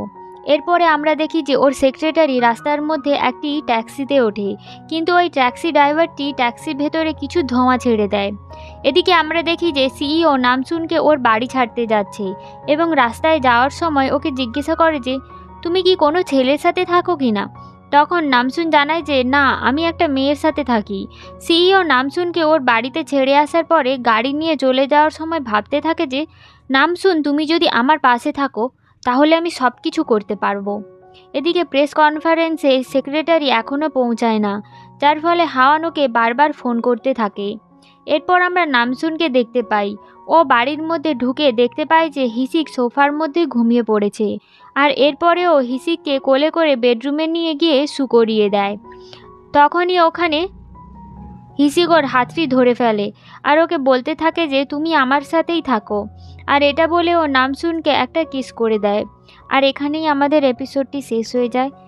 এপিসোডের স্টার্টিংয়ে আমরা হিসিক আর নামসুনকে দেখি। নামসুন হিসিককে জিজ্ঞাসা করে যে তোমার কি হয়েছে। হিসিক জানায় যে ওর সবসময় কাছের মানুষদের হারানোর একটা ভয় কাজ করে, কারণ কিছুদিন আগেই ও ডংসুকে হারানোর একটা কষ্ট পেয়েছিল। নামসুন ওকে বলে তুমি চিন্তা করো না, আমি তো আছি। আমার দেখা সব থেকে সৎ আর ডেডিকেট পুলিশ অফিসার হচ্ছে তুমি। এই সমস্ত কথাবার্তার পর ওরা দুজনে আবার ঘুমিয়ে পড়ে। এদিকে আমরা হাওয়ানকে ওর স্টুডিওর মধ্যে অপেক্ষা করতে দেখি। তখনই ওর ফোনে ওর সেক্রেটারির মেসেজ আসে, আমার শরীরটা খুব অসুস্থ, আমি আজ আসতে পারবো না। কিন্তু এদিকে দেখি যে ওর সেক্রেটারি গাড়ির মধ্যে অজ্ঞান হয়ে পড়ে আছে এবং সেক্রেটারির ফোন থেকে হাওয়ানকে ড্রাইভারটি মেসেজ করতে থাকে। এরপর আমরা নামসুনকে দেখি, যেখানে হাওয়ান ওকে ফোন করে জানায় যে আমরা শুটিংটি কমপ্লিট করে ফেলেছি, আমার সেক্রেটারি আজ আসতে পারেনি, কিন্তু তার পরিবর্তে আমি কাজটি করে দিয়েছি এবং এডিটিংটা পুরো কমপ্লিট হয়ে গেলে আমি তোমায় আর হিসিককে সেটা পাঠিয়ে দেব। যেটা শুনে নামসুন জানায় যে হিসিককে পাঠানোর কোনো দরকার নেই, তুমি আমাকে পাঠালেই হবে, কারণ হিসিক ঘুমিয়ে পড়েছে। যেটা শুনে হাওয়ান জিজ্ঞাসা করে যে তোমরা কি একসাথে আছো, তোমাদের মধ্যে কি কিছু হয়েছে। যেটা শুনে নামসুন জানায় যে এরকম কিছুই হয়নি। এদিকে আমরা হাওয়ানের সেক্রেটারির জ্ঞান ফিরে আসতে দেখি। সে গাড়ির ভেতরে তার পাশে একটি ফুলের তোড়া দেখতে পায়, যার মধ্যে একটি কার এবং আরেকটি ফোন রয়েছে। ফোনটিতে সিওর ফোন আসে, যেখানে ও জানায় যে তোমার হাতে একটি টেস্ট কিট রয়েছে, যেটা দিয়ে তুমি তোমার ব্লাড টেস্ট করে দেখতে পারো। তোমাকে খুব স্ট্রং ড্রাগ দিয়ে অজ্ঞান করা হয়েছিল, তোমার কাছে এখন আর কোনো উপায় নেই, তাই আমি যেটা বলবো সেটাই তোমায় করতে হবে, আর সেটা যদি তুমি না করো তাহলে আমি তোমায় ফাঁসিয়ে দেব।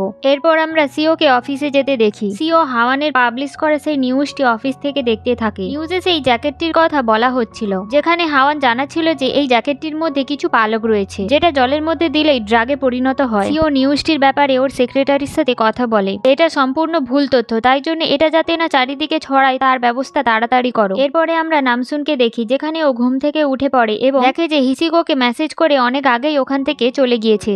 অন্যদিকে নামসুনের বন্ধুরা গরিব লোকেদের সাহায্য করছিল আর তার ওয়াইফ তাকে ফলো করছিল। এরপরে আমরা হিসিককে কমিশনারের অফিসে দেখি, যেখানে কমিশনার ওর ওপরে চিল্লাচ্ছিল, তোমাকে কে পারমিশন দিয়েছে ওই জ্যাকেটটি মিডিয়ার হাতে তুলে দিতে? তোমাকে তো কোনো ধরনের অর্ডার দেওয়া হয়নি, তাহলে তুমি এটা কেন করলে? এটার উত্তরে ও জানায় যে স্যার, আপনার সাধারণ মানুষের জন্য কাজ করা উচিত, আপনিও যে এর মধ্যে জড়িত আছেন এটাই তার প্রমাণ দেয়। এরপর আমরা নামসুন আর সিওকে দেখি, যেখানে সিও নামসুনকে একটি জায়গায় নিয়ে যেতে চাইছিল, কিন্তু নামসুন যেতে চাইছিল না। অপরদিকে আমরা সেই সিক্রেট ক্লাবের সমস্ত সদস্যদের দেখি, যেখানে সিও আসার পরেই একটি মহিলা ওকে জিজ্ঞাসা করে যে আপনি কি ড্রাগের সাথে জড়িত আছেন। যে সমস্ত প্রশ্নের উত্তরে সিও জানায় যে আমি এত কথা আর উত্তর দিতে পারবো না, কিন্তু মনে রেখো আমি যদি রক্ষা না পাই তাহলে আপনারাও রক্ষা পাবেন না, কারণ আমি যখন তোমাদের ঘুষ দিয়েছিলাম তখন তোমরা সবাই সেটা নিয়েছিলে, আর এটা সবকিছু ভিডিও করা আছে। আমরা নামসুনকে সিওর কেবিনে দেখি, যেখানে ও বুঝতে পারে যে এখানে ক্যামেরা লাগানো রয়েছে, তাই জন্য ও কেবিনের মধ্যে ফোনে কথা বলার ভান করে ওখান থেকে সিওর ফোনটি নিয়ে নেয়। ওখান থেকে ও বেরিয়ে সোজা ওর কম্পিউটারের কাছে পৌঁছে যায়, যেখানে ও ফোনে থাকা সমস্ত ডেটা কপি করে নেয়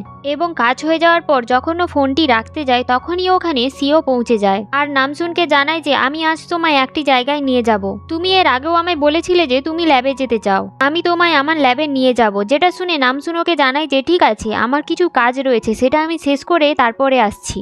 নামসুন ওখান থেকে বেরিয়ে অন্য আরেকটি জায়গায় গিয়ে হিসিককে ফোন করে সমস্ত কিছু জানিয়ে দেয় ও এতক্ষণ কি করছিল, আর একটা পেন ড্রাইভ ও ডেলিভারি করে দিচ্ছে। আর এই সমস্ত কথা বলার সময় ওকে একজন ওখান থেকে দেখে ফেলে। হিসিক পেন ড্রাইভটি হাতে পাওয়ার সাথে সাথে সেটাকে চেক করে দেখে যে সমস্ত বাইরের নাম্বার ছিল, কিন্তু একটা নাম্বার যেটা ছিল কিনা কোরিয়ারি। এদিকে সিও নামসুনকে ওর সিক্রেট ল্যাবের দিকে নিয়ে যাচ্ছে, যেখানে একটি লোক ছিল যার মুখটি চুল দিয়ে ঢাকা ছিল। লোকটি ওকে জিজ্ঞাসা করে যে এই অ্যান্টিডোটের ফর্মুলাটি তুমি আমায় কবে দেবে, যেটাতে সিও ওকে মানা করে দেয়। পর সিও নামসুনকে বলে যে তুমি একটু বাইরে থেকে ঘুরে এসো। যেটা শুনে নামসুন ওখান থেকে বাইরে বেরিয়ে চলে যায় এবং নিজের হাতে থাকা ঘড়ি দিয়ে সমস্ত ল্যাবটাকে একদম রেকর্ড করে নেয়। একটা সময় ও ল্যাবের একদম মেইন জায়গায় পৌঁছে যায়, যেখানে সমস্ত ড্রাগ বানানো হতো, আর ওই সব কিছুকে নামসুন রেকর্ড করতে থাকে।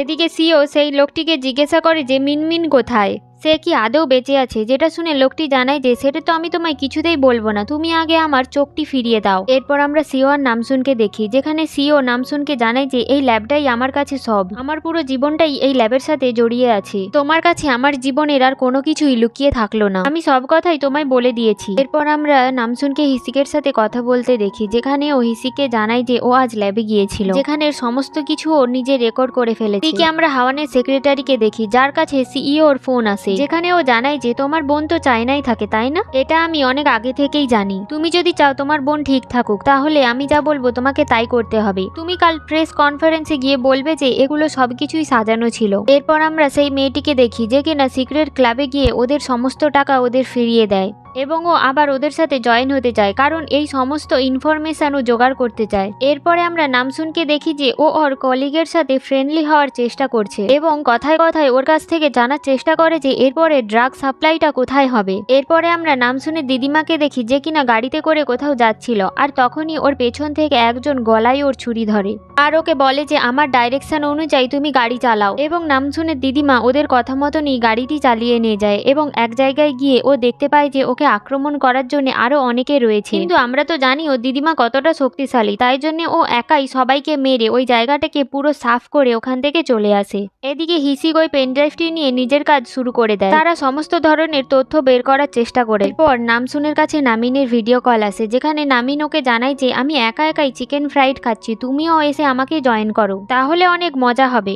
এরপর আমরা সিইওকে নামসুনকে মেসেজ করতে দেখি যে তুমি এখন কি করছো, তখন নামসুন চিকেনের সাথে ওর একটা ছবি তুলে সিইওকে পাঠিয়ে দেয়, যেটা দেখে সিইও স্মাইল করতে থাকে আর ওর ছবিটিকে বারবার জুম করে দেখতে থাকে। আর এদিকে নামসুন ওর ভাইয়ের সাথে চিকেন খায় এবং আড্ডা মারে। এদিকে আমরা হিসিকে ওর কলিগের সাথে দেখি, যেখানে ওর কলিগরা ওকে জানায় যে তোমাকে কিছুদিনের জন্য সাসপেন্ড করা হয়েছে, যেটা শুনে হিসিক জানায় যে আমি নিজে থেকেই এই চাকরিটি ছেড়ে দেব এবং আমি নিজের মতো করে ইনভেস্টিগেট করব। এরপর আমরা সিও সেক্রেটারিকে দেখি, যেখানে ও একটি ভিডিও দেখছিল যার মধ্যে নামসুন সেই আগুনের মধ্যে থেকে সবাইকে বাঁচাচ্ছিল। এদিকে হাওয়ানের সেক্রেটারি নিউজটি বলার জন্য সেখানে পৌঁছে যায় এবং সে কি করবে কিছুই বুঝতে পারে না আর খুব স্যাড হয়ে থাকে, যেটা দেখে হাওয়ান বুঝতে পেরে যায় যে এর কোনো না কোনো সমস্যা রয়েছে। এদিকে সিওর কাছে সেই ছেলেটিকে আনা হয় যার কাছে নামসুন গিয়েছিল এবং ওকে কিছু টাকা দিয়েছিল। সিইও ওকে জিজ্ঞাসা করে যে ওর নাম্বার কি তোমার কাছে আছে, ছেলেটি নাম্বারটি ওকে দিয়ে দেয় এবং সিইও দেখে যে ওই নাম্বারটি ওর ফোনে আগে থেকেই সেভ আছে এবং যাকে সে ভালোবাসে এই হচ্ছেই সেই মেয়েটি। আর তখনই ওখানে সিওর সেক্রেটারি সেই পেনড্রাইভটির ভিডিও নিয়ে চলে আসে, যেটা দেখে সিও বুঝে যায় যে এটাই আসল নামসুন। এদিকে আমরা হাওয়ানের সেক্রেটারিকে দেখি, যে কিনা কাগজের মধ্যে কিছু লিখে হাওয়ানকে কিছু বলার চেষ্টা করছিল। এদিকে হিসিকার তার টিম কোথাও যাচ্ছিল, ওরা যে কোনো মূল্যেই এই ড্রাগটির সাপ্লাই বন্ধ করতে চায়। এপিসোডের স্টার্টিংয়ে আমরা সিইওকে দেখি, ও কিছুতেই এটা মেনে নিতে পারছিল না যে ও যেই মেয়েটিকে ভালোবাসে সেই মেয়েটিই আসল নামসুন। এদিকে নামসুনের মায়ের সেক্রেটারিকে দেখি, যে কিনা ডুগো কোম্পানির বিরুদ্ধে নিউজে কথা বলছে। এখানে ও এটাও জানিয়ে দেয় যে এসবের জন্য ওর বসকেও মারার চেষ্টা করা হয়েছিল এবং এই সব কিছুর সাথে পুলিশ কমিশনারও যুক্ত রয়েছে। সে আরও জানায় যে এরা ড্রাগের সাথেও জড়িত রয়েছে। এখানে আমরা একটা ফ্ল্যাশব্যাক দেখি, যেখানে নামসুনের মা হাওয়ান বুঝে গিয়েছিল যে তার সেক্রেটারির সাথে কিছু হয়েছে। হাওয়ান ওকে জিজ্ঞাসা করলে ওর সেক্রেটারি ওকে সমস্ত কিছু জানিয়ে দেয় এবং খুব কাঁদতে থাকে। সাথে সাথে হাওয়ান ওর সিকিউরিটি গার্ডদের ফোন করে জানায় যে চায়নাতে থাকা ওর সিকিউরিটির বোনকে রক্ষা করো আর সবসময় তোমরা ওর পাশে এই সিকিউরিটি দিতে থাকো। এদিকে আমরা হিসিকার ওর 4 বন্ধুকে দেখি, যারা কিনা নামসুনের বাড়িতে দেখা করতে যায়, কিন্তু ওখানে ওদের সাথে নামসুনের দিদিমার বয়ফ্রেন্ডের দেখা হয়ে যায়। তাকে দেখে হিসিক জিজ্ঞাসা করে যে আপনি কে, তখন ও জানায় যে আমি নামসুনের দিদিমার বয়ফ্রেন্ড। পরে আমরা দেখি যে ওরা সবাই একটি টেবিলে বসে চা খেতে থাকে, তখনই ওখানে হাওয়ানের একটি লোক আসে এবং ওদের সবাইকে একটি সিক্রেট রুমে নিয়ে যায়।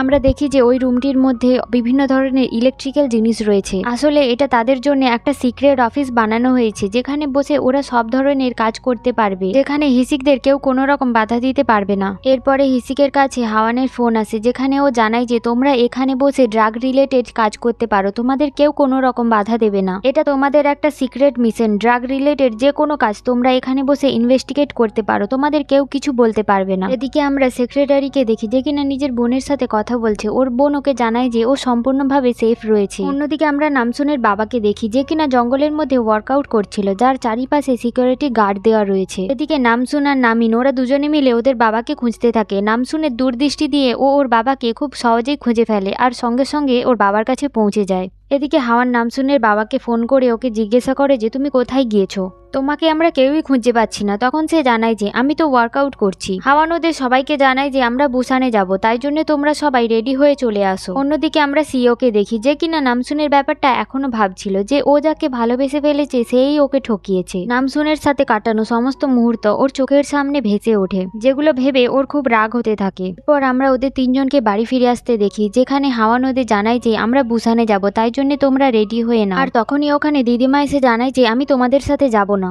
তখন ওর ছেলে ওকে জিজ্ঞাসা করে যে এটা কি তোমার বয়ফ্রেন্ডের জন্য, তুমি কি এই জন্যই আমাদের সাথে যেতে চাইছো না? যেটার উত্তরে দিদিমা জানায় যে হ্যাঁ, আমি ওকে ছেড়ে কোথাও যাব না। হাওয়ান জানায় যে এর জন্য তোমার অনেক বিপদ হতে পারে, তোমার উচিত আমাদের সাথেই যাওয়া। তারপরও দিদিমা কোনো মতেই রাজি হচ্ছিল না, সে কিছুতেই তার বয়ফ্রেন্ডকে ছেড়ে এখান থেকে যেতে চাইছিল না। তখন ওর ছেলে ওকে বলতে থাকে যে তুমি আমাদের বাবাকে ধোকা দিচ্ছ, এটা মোটেও ঠিক নয়। তখন নাম শুনে দিদিমা জানায় যে তোমার বাবা আমাকে রেখে চলে গিয়েছিল কেন? সে তো অন্তত আমাকে একটা ফোন করে জানাতেও পারতো যে সে নামসুনকে খুঁজতে গিয়েছে। সে কোনোদিনও আমাদের পরোয়া করেনি, আর তাই জন্য আমি আমার বয়ফ্রেন্ডকে ছেড়ে কিছুতেই যাব না। এরপরে আমরা ডুগো কোম্পানির মধ্যে প্রেস কনফারেন্স দেখি, যেখানে সিইও কে জিজ্ঞাসা করা হয় যে আপনারা কি সত্যিই ড্রাগের সাথে জড়িত রয়েছেন? তখনই আমরা দেখতে পাই যে সিইও কোড বের করে সেটাকে কেটে তার মধ্যে থেকে পালকগুলোকে বের করে নেয় আর সেটাকে জলের মধ্যে দিয়ে দেয়। সবাই দেখে যে এটা একটা সাধারণ তুলো। সিইও জানায় যে এটা আমার বদনাম করার জন্য করা হয়েছে। আসলে উনি আমার কোম্পানিটা কিনতে চেয়েছিলেন, কিন্তু আমি এটা বিক্রি করতে চাই না, তাই জন্য উনি আমার পেছনেই লেগে আছে।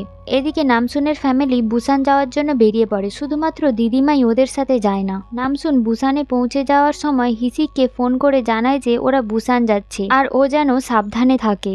এরপর আমরা ওই মেয়েটিকে ওর বসের সাথে ড্রিঙ্ক করতে দেখি, যেখানে ও ওর বসের কাছ থেকে ইনফরমেশন বের করতে চাচ্ছিল, তাই জন্যই সে বসের ড্রিঙ্কের মধ্যে আগে থেকেই একটি ড্রাগ মিশিয়ে দেয়। এর ফলে ওর বস ওখানেই টেবিলের ওপরে বেহুশ হয়ে যায়। সুযোগ বুঝে মেয়েটি ওর বসের ব্যাগ থেকে একটি লিস্ট বের করে নেয় এবং ওই লিস্টটির ছবি তুলে ও হিসিককে পাঠিয়ে দেয়। এই ড্রাগের সাথে অনেক বড় বড় পোস্টের লোক জড়িত আছে, এমনকি জজ পর্যন্ত জড়িত আছে।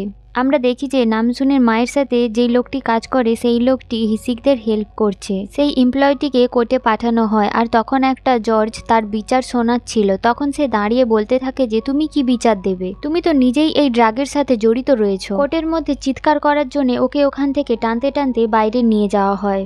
অন্যদিকে কমিশনার একটি নিউজ চ্যানেলে ইন্টারভিউ দিচ্ছিল যে এই সমস্ত কথা মিথ্যে, আর তখনই ওখানে হিসিক আর ওর টিম পৌঁছে যায় এবং ওদের কাছে থাকা ড্রাগ রিলেটেড সমস্ত ল্যাবের ভিডিও ওরা পাবলিশ করে দেয়। আর তখনই ওখানে সমস্ত প্রেসের লোক এবং পুলিশ চলে আসে, কিন্তু ততক্ষণে ভিডিও পাবলিশ করা হয়ে গিয়েছিল।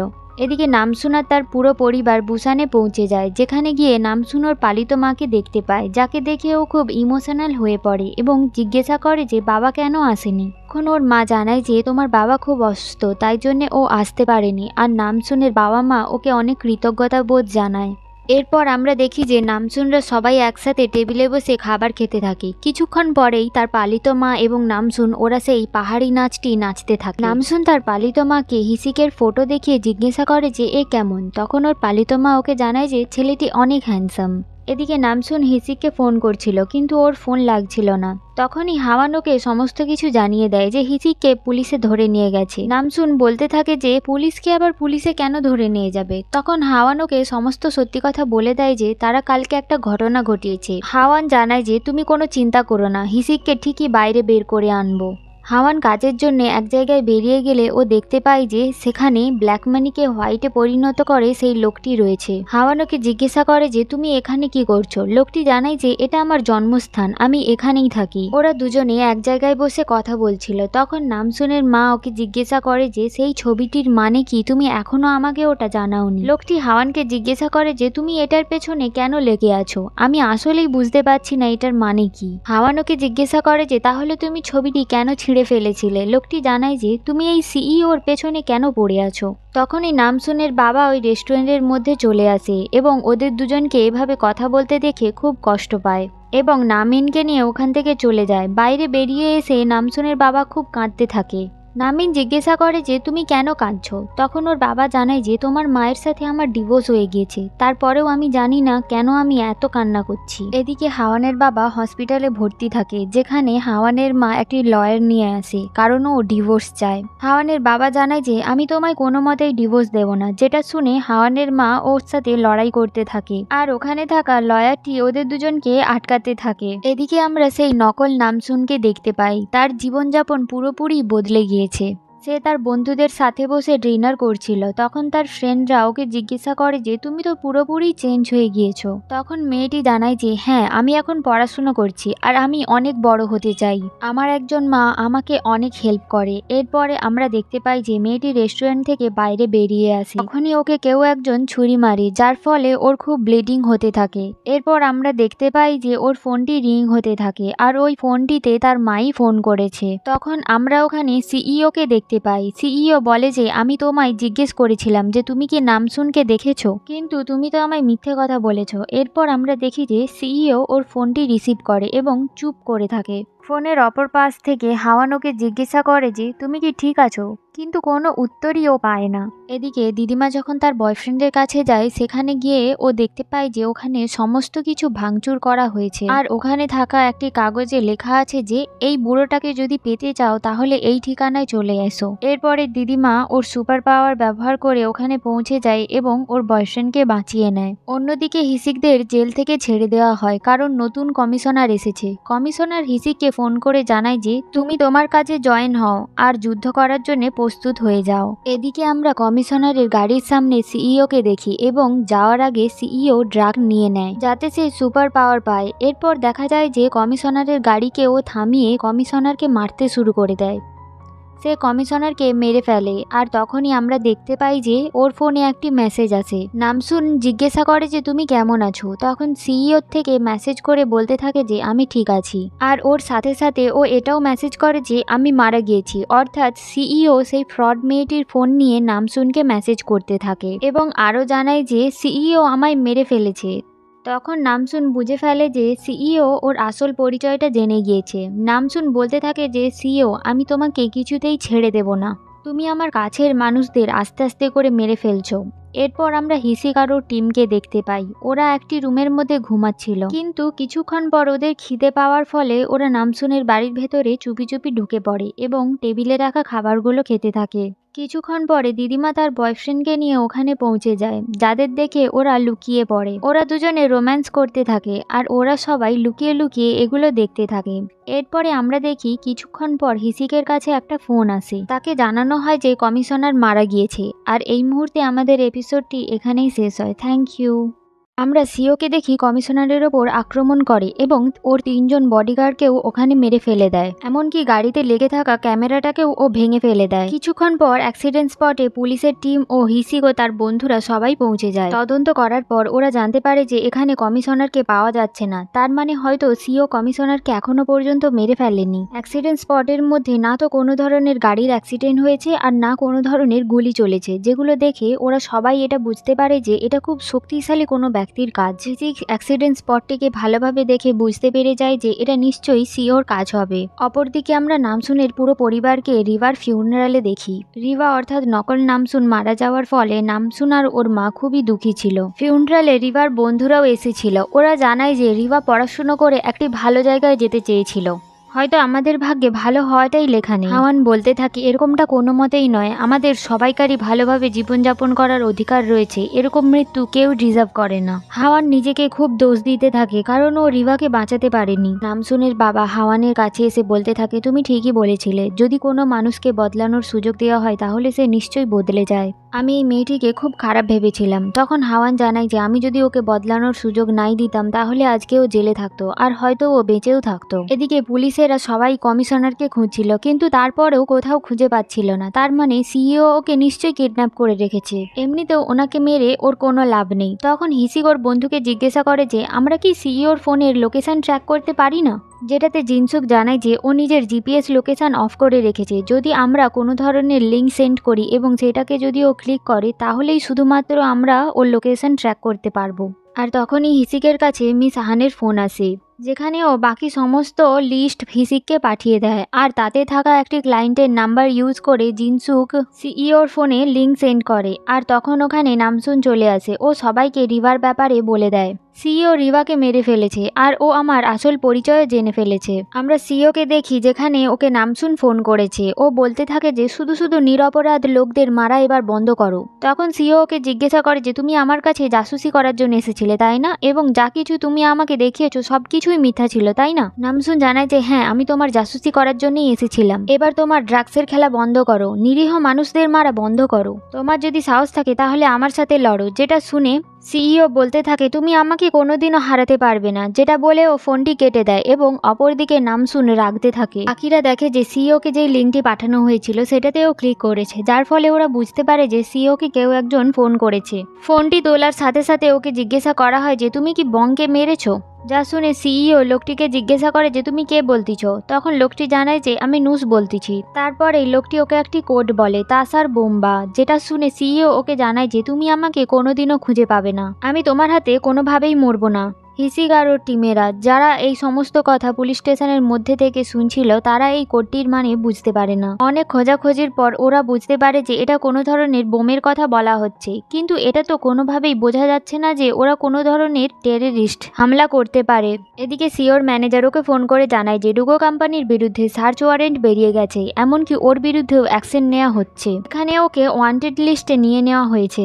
নামসুন রিভার ফোনটি পেয়ে যায় এবং তার মধ্যে থাকা শেষের মেসেজটি পড়ে ও খুব কাঁদতে থাকে, যেখানে রিভা ওর বন্ধুদের সাথে কথা বলছিল যে আমার নতুন মা অনেক ভালো, এমনকি আমি যখন নামসুনের সাথে দেখা করব তখন আমি ওকে জড়িয়ে ধরে ওর কাছে ক্ষমা চাইব। যেগুলো পড়ে ও খুব কাঁদতে থাকে এবং হিসিকে বলতে থাকে যে আমরা যদি ওর বিরুদ্ধে আরও পাবন্দি লাগিয়ে দিই তাহলে ও এই দেশ ছেড়ে পালাতে পারবে না। হ্যাঁ, কিন্তু এই মুহূর্তে এমন একটি জায়গাতে ও লুকিয়ে আছে যে ব্যাপারে আমরা কেউই জানি না। হিসিক জানায় যে সিইও ওর গ্যাং থেকে আলাদা হয়েছে, তার মানে নিশ্চয়ই ওর কাছে এমন কিছু রয়েছে যেটা ওকে প্রোটেক্ট করছে, তার জন্যই ও এতটা সাহস পেয়েছে। অন্যদিকে মিস্টার পার্ক হাওয়ানের সাথে দেখা করে ও হাওয়ানকে সমস্ত ব্যাপারটা জানিয়ে দেয় এবং ওর নামে যে অ্যারেস্ট ওয়ারেন্ট বেরিয়েছে সেটাও ওকে জানিয়ে দেয়। আসলে মিস্টার পার্ক ওই গ্যাংয়েরই একজন সদস্য এবং সিওর সিনিয়র। মিস্টার পার্ক একটি ছবি দেখিয়ে জিজ্ঞাসা করে যে এই মহিলাটিকে কি ও চেনে। হাওয়ান জানায় যে ওরা আগে একসাথে কাজ করত, কিন্তু হাওয়ান জবের থেকে ওর বিজনেস শুরু করেছে তারপর থেকে ওর সাথে কোনো ধরনের কাজ করে না। মিস্টার পার্ক জানায় যে এই মেয়েটিকে মিস্টার বেডের সাথে অনেকবার দেখা গিয়েছে, ওরা নিশ্চয়ই কিছু না কিছু প্ল্যান করছে। সিইও ওর ম্যানেজারকে কল করে ডক্টর চৈকে নিয়ে আসতে বলে আর এই সমস্ত কথা হিসিকরা শুনতে থাকে, যেখানে ওরা জানতে পেরে যায় যে কে এই ডক্টর চৈ। ওরা গুগল সার্চ করে মিস্টার চৈর ব্যাপারে জানতে থাকে, যার ফটো দেখে নামসুন ওদের জানায় যে এই লোকটিকে ও চেনে। নামসুন সেই সিক্রেট ল্যাবে এই সায়েন্টিস্টকে দেখেছে। তখন ওরা বলতে থাকে যে সিওর আগে ওদের আগে মিস্টার চৈকে খুঁজে বের করা উচিত। তখনই নামসুনের কাছে ওর পালিত মায়ের ফোন আসে। ওর মা জানায় যে ও আজ রাতেই মঙ্গোলিয়াতে ফিরে যাচ্ছে। নামসুন ওর মাকে জানায় যে এই কেসটি শেষ করার পরেই ও ওদের সাথে দেখা করার জন্য মঙ্গোলিয়াতে যাবে। ওরা সবাই জানতে পারে যে মিস্টার চৈ সিওর সাথে কাজ করার আগে জেলে ছিল আর এখন জামিন নিয়ে কাজ করার পরেও সিওর সাথেই কাজ করছে। তখন হিসিক বলতে থাকে তার মানে অ্যান্টিডোট বানানোর কাজ নিশ্চয়ই মিস্টার চৈ করেছে। সিইও একজনকে ফোন করে জানায় যে আমার বিরুদ্ধে যত রকমের অভিযোগ রয়েছে তা হাঁটানোর ব্যবস্থা করো, নাহলে এই ড্রাগের অ্যান্টিডোট তোমরা পাবে না। বাঁচানোর জন্য দরকার হলে তোমরা রাশিয়ার গ্যাংয়েরও হেল্প নিতে পারো, এটা তো তোমাদের জন্য কোনো ব্যাপারই না। নুস সিওর প্রোটেকশনের দায়িত্ব নেয়। নুস ওকে ডক্টর জোয়ের ব্যাপারে জিজ্ঞাসা করে। সিইও ডাক্তারের লোকেশনটি ওদেরকে দিয়ে দেয় এবং ডাক্তারকে ফোন করে জানিয়ে দেয় যে ওকে কিছুক্ষণের মধ্যে কয়েকজন লোক নিতে আসবে, ও যেন নিশ্চিন্তে ওদের সাথে চলে যায়। কিন্তু যতক্ষণ না সিইও ওর কাছে পৌঁছবে ততক্ষণ ও যেন অ্যান্টিডোটের ব্যাপারে কোনো কিছু না বলে। আর তখনই ওর কাছে ওর ম্যানেজার আসে, যে কিনা নামসুনের পুরো ফ্যামিলির ইনফরমেশন নিয়ে আসে, যেখান থেকে সিইও নামসুনের মঙ্গোলিয়ার মায়ের ব্যাপারে জানতে পারে। মিস্টার চৈকে আনার জন্য সেই গ্যাংস্টারের লোকজন বেরিয়ে পড়ে আর এদিকে হিসিক আর ওর বন্ধুরাও বেরিয়ে পড়ে, কিন্তু নামসুনের খুব তাড়া থাকায় ও ওদের সাথে না গিয়ে একাই বেরিয়ে পড়ে ওই দোকানের দিকে যেখানে মিস্টার চৈ রয়েছে, এবং বাকিদের আসার আগে নামসুন নিজেই মিস্টার চৈকে কিডন্যাপ করে নেয়। অপরদিকে নুস সিওকে ফোন করে জানায় যে ওরা সেই লোকেশনে মিস্টার চৈকে পায়নি, যার ফলে ওরা ভাবতে থাকে যে সিও ওকে মিথ্যে কথা বলেছে এবং ধোকা দিয়েছে। যেটাতে নুস ওদের জানায় যে এরপর থেকে ওরা সিওর সাথে কোনো ধরনের লেনদেন করবে না, যেটাতে সিও বিশ্বাসই করতে পারছিল না। অন্যদিকে নামসুন মিস্টার চৈকে কিডন্যাপ করে সোজা পুলিশ স্টেশনে নিয়ে আসে এবং ওরা সবাই মিলে মিস্টার চৈকে বেঁধে রেখে জিজ্ঞাসাবাদ করতে থাকে। ওরা সবাই অ্যান্টিডোটের ব্যাপারে জিজ্ঞেস করলে ডাক্তারটি ওদের জানায় যে তোমরা শুধুই সময় নষ্ট করছো, তোমরা সিইওকে কোনোদিনও হারাতে পারবে না। এদিকে নামসুনকে মেসেজ করে ডুগো কোম্পানিতে আসতে বলা হয়। নামসুন একাই ওর সাথে দেখা করার জন্য বেরিয়ে পড়ে, যেটাতে হিসিগোকে আটকে নেয় এবং জিজ্ঞাসা করে যে তুমি একাই পারবে ওকে আটকাতে, যেটাতে নামসুন ওকে হ্যাঁ বলে। হিসিগোর মঙ্গোলিয়ার মায়ের কথা জিজ্ঞাসা করলে নামসুন জানায় যে আজ রাতেই ও ফ্লাইটে করে মঙ্গোলিয়াতে ফিরে যাবে। হিসিগোকে জানায় যে তোমার ওর সাথে লড়াই করতে যাওয়াটা অনেক রিস্কি হয়ে যাবে, কারণ আমরা কেউই জানি না যে সিওর আসল পাওয়ার কতটা। এটাতে নামসুন জানায় যে আমারও এত পাওয়ার আমি নিশ্চয়ই এমনি পাইনি, হয়তো আমার ভাগ্যে লেখা ছিল আমি এই পাওয়ার ব্যবহার করে সাধারণ মানুষের জন্য কিছু করব, আর তার জন্য যদি আমার মৃত্যুও হয় তাহলে সেটাকে আমি আমার ভাগ্য বলে মেনে নেব। যেটাতে হিসিগোকে বকতে থাকে যে নিজের পাওয়ার আছে বলে নিজের জীবনকে এতটা বেপরোয়াভাবে নিলে হবে না, ওর কিছু হয়ে গেলে তখন ওর ফ্যামিলি আর হিসিকের কি হবে। তারপরেই নামসুন সিওর অফিসে পৌঁছে যায়। এদিকে আমরা সিওকে দেখি যে কিনা বুঝতে পেরে গিয়েছে যে ক্লায়েন্টের কাছ থেকে আসা লিঙ্ক থেকেই ওরা ওকে ট্র্যাক করে ফেলেছে। পুলিশ এতক্ষণে নিশ্চয়ই ওদের সমস্ত কথা শুনে ফেলেছে, এমনকি ডক্টর জয়কেও তাহলে পুলিশেরাই কিডন্যাপ করে রেখেছে। সিও নামসুনকে কল করে জানায় যে এবার মনে হয় আমাদের সামনাসামনি হওয়ার সময় এসে গিয়েছে। তুমি একবার বলেছিলে তোমার মঙ্গোলিয়ার মা বাবার কথা, তখনই বুঝেছিলাম তুমি ওদের অনেক ভালোবাসো। তোমার মঙ্গোলিয়ার মা আমার কাছে, তুমি যদি ওনাকে বাঁচাতে চাও তাহলে আমি যেখানে বলবো তুমি সেখানেই তাড়াতাড়ি পৌঁছে যাও, আর অবশ্যই যেন তুমি একাই আসো। যে সমস্ত কথা হিসিক শুনে ফেলে এবং সঙ্গে সঙ্গে ওর ফোন করে জানায় যে নামসুন তুমি একা একা কোথাও যাবে না। যেটাতে নামসুন জানায় যে তুমি বুঝতে পারছো না, আমি যদি ওখানে একা না যাই তাহলে ও আমার মায়ের ক্ষতি করে দেবে, আমাকে একাই যেতে হবে। এদিকে আমরা হাওয়ানকে দেখি যার ওপরে কিছু গুন্ডা অ্যাটাক করেছিল, কিন্তু হাওয়ান সবাইকে ওখানে মেরে অবস্থা খারাপ করে দেয়। হাওয়ান সেই মেয়েটিকে ব্রেডের ব্যাপারে জিজ্ঞাসা করে, দেখা যায় ব্রেড ওখানে উপস্থিত রয়েছে। ব্রেড ওকে জিজ্ঞাসা করে যে তোমার কি ব্যাপার, তুমি সবসময় আমাকে ফলো করো কেন। হাওয়ান ওকে বলতে থাকে তোমার আর কোনো রকমের চান্স নেই, এবার তোমাকে সত্যি বলতে হবে যে তুমি সিওর সাথে ঠিক কি নিয়ে কাজ করো, এমনকি তুমি অল্প দিনের মধ্যে টাকা ডবল কিভাবে করে দাও। নামসুনকে আমরা একটি পুরনো ফ্যাক্টরিতে দেখি যেখানে সিইও ওর জন্য অপেক্ষা করছিল। নামসুন, আমি তোমাকে অনেক ভরসা করেছিলাম, কিন্তু তুমি আমাকে ঠকিয়েছো। তোমার মাকে যদি বাঁচাতে চাও তাহলে তোমাকে একটি পরীক্ষা দিতে হবে। আমি এই ড্রাগসটি নতুন বানিয়েছি যেটা তোমাকে নিতে হবে। আমি দেখতে চাই যে কে বেশি শক্তিশালী, তোমার পাওয়ার নাকি আমার তৈরি করা ড্রাগস। নামসুন তার মায়ের কথা জিজ্ঞাসা করলে সিও জানায় যে ও তার মায়ের গায়ে একটি বোমা লাগিয়ে রেখেছে এবং বোমাটির সেন্সার রয়েছে এই জলের বোতলের নিচে। এই ড্রাগটি নেওয়ার পরে নামসুনকে অনেক চেষ্টা করতে হবে যাতে এই বোতলটি ওখান থেকে যেন না ওঠে, কারণ এই ড্রাগটি নেওয়ার পরে ওর অনেক তেষ্টা পাবে, যার ফলে ওই বোতলটি থেকে ও জল খেতে চাইবে এবং জল খেয়ে জলটি শেষ করতে থাকলেই ওর মায়ের গায়ে লাগানো বোমাটি ফেটে যাবে।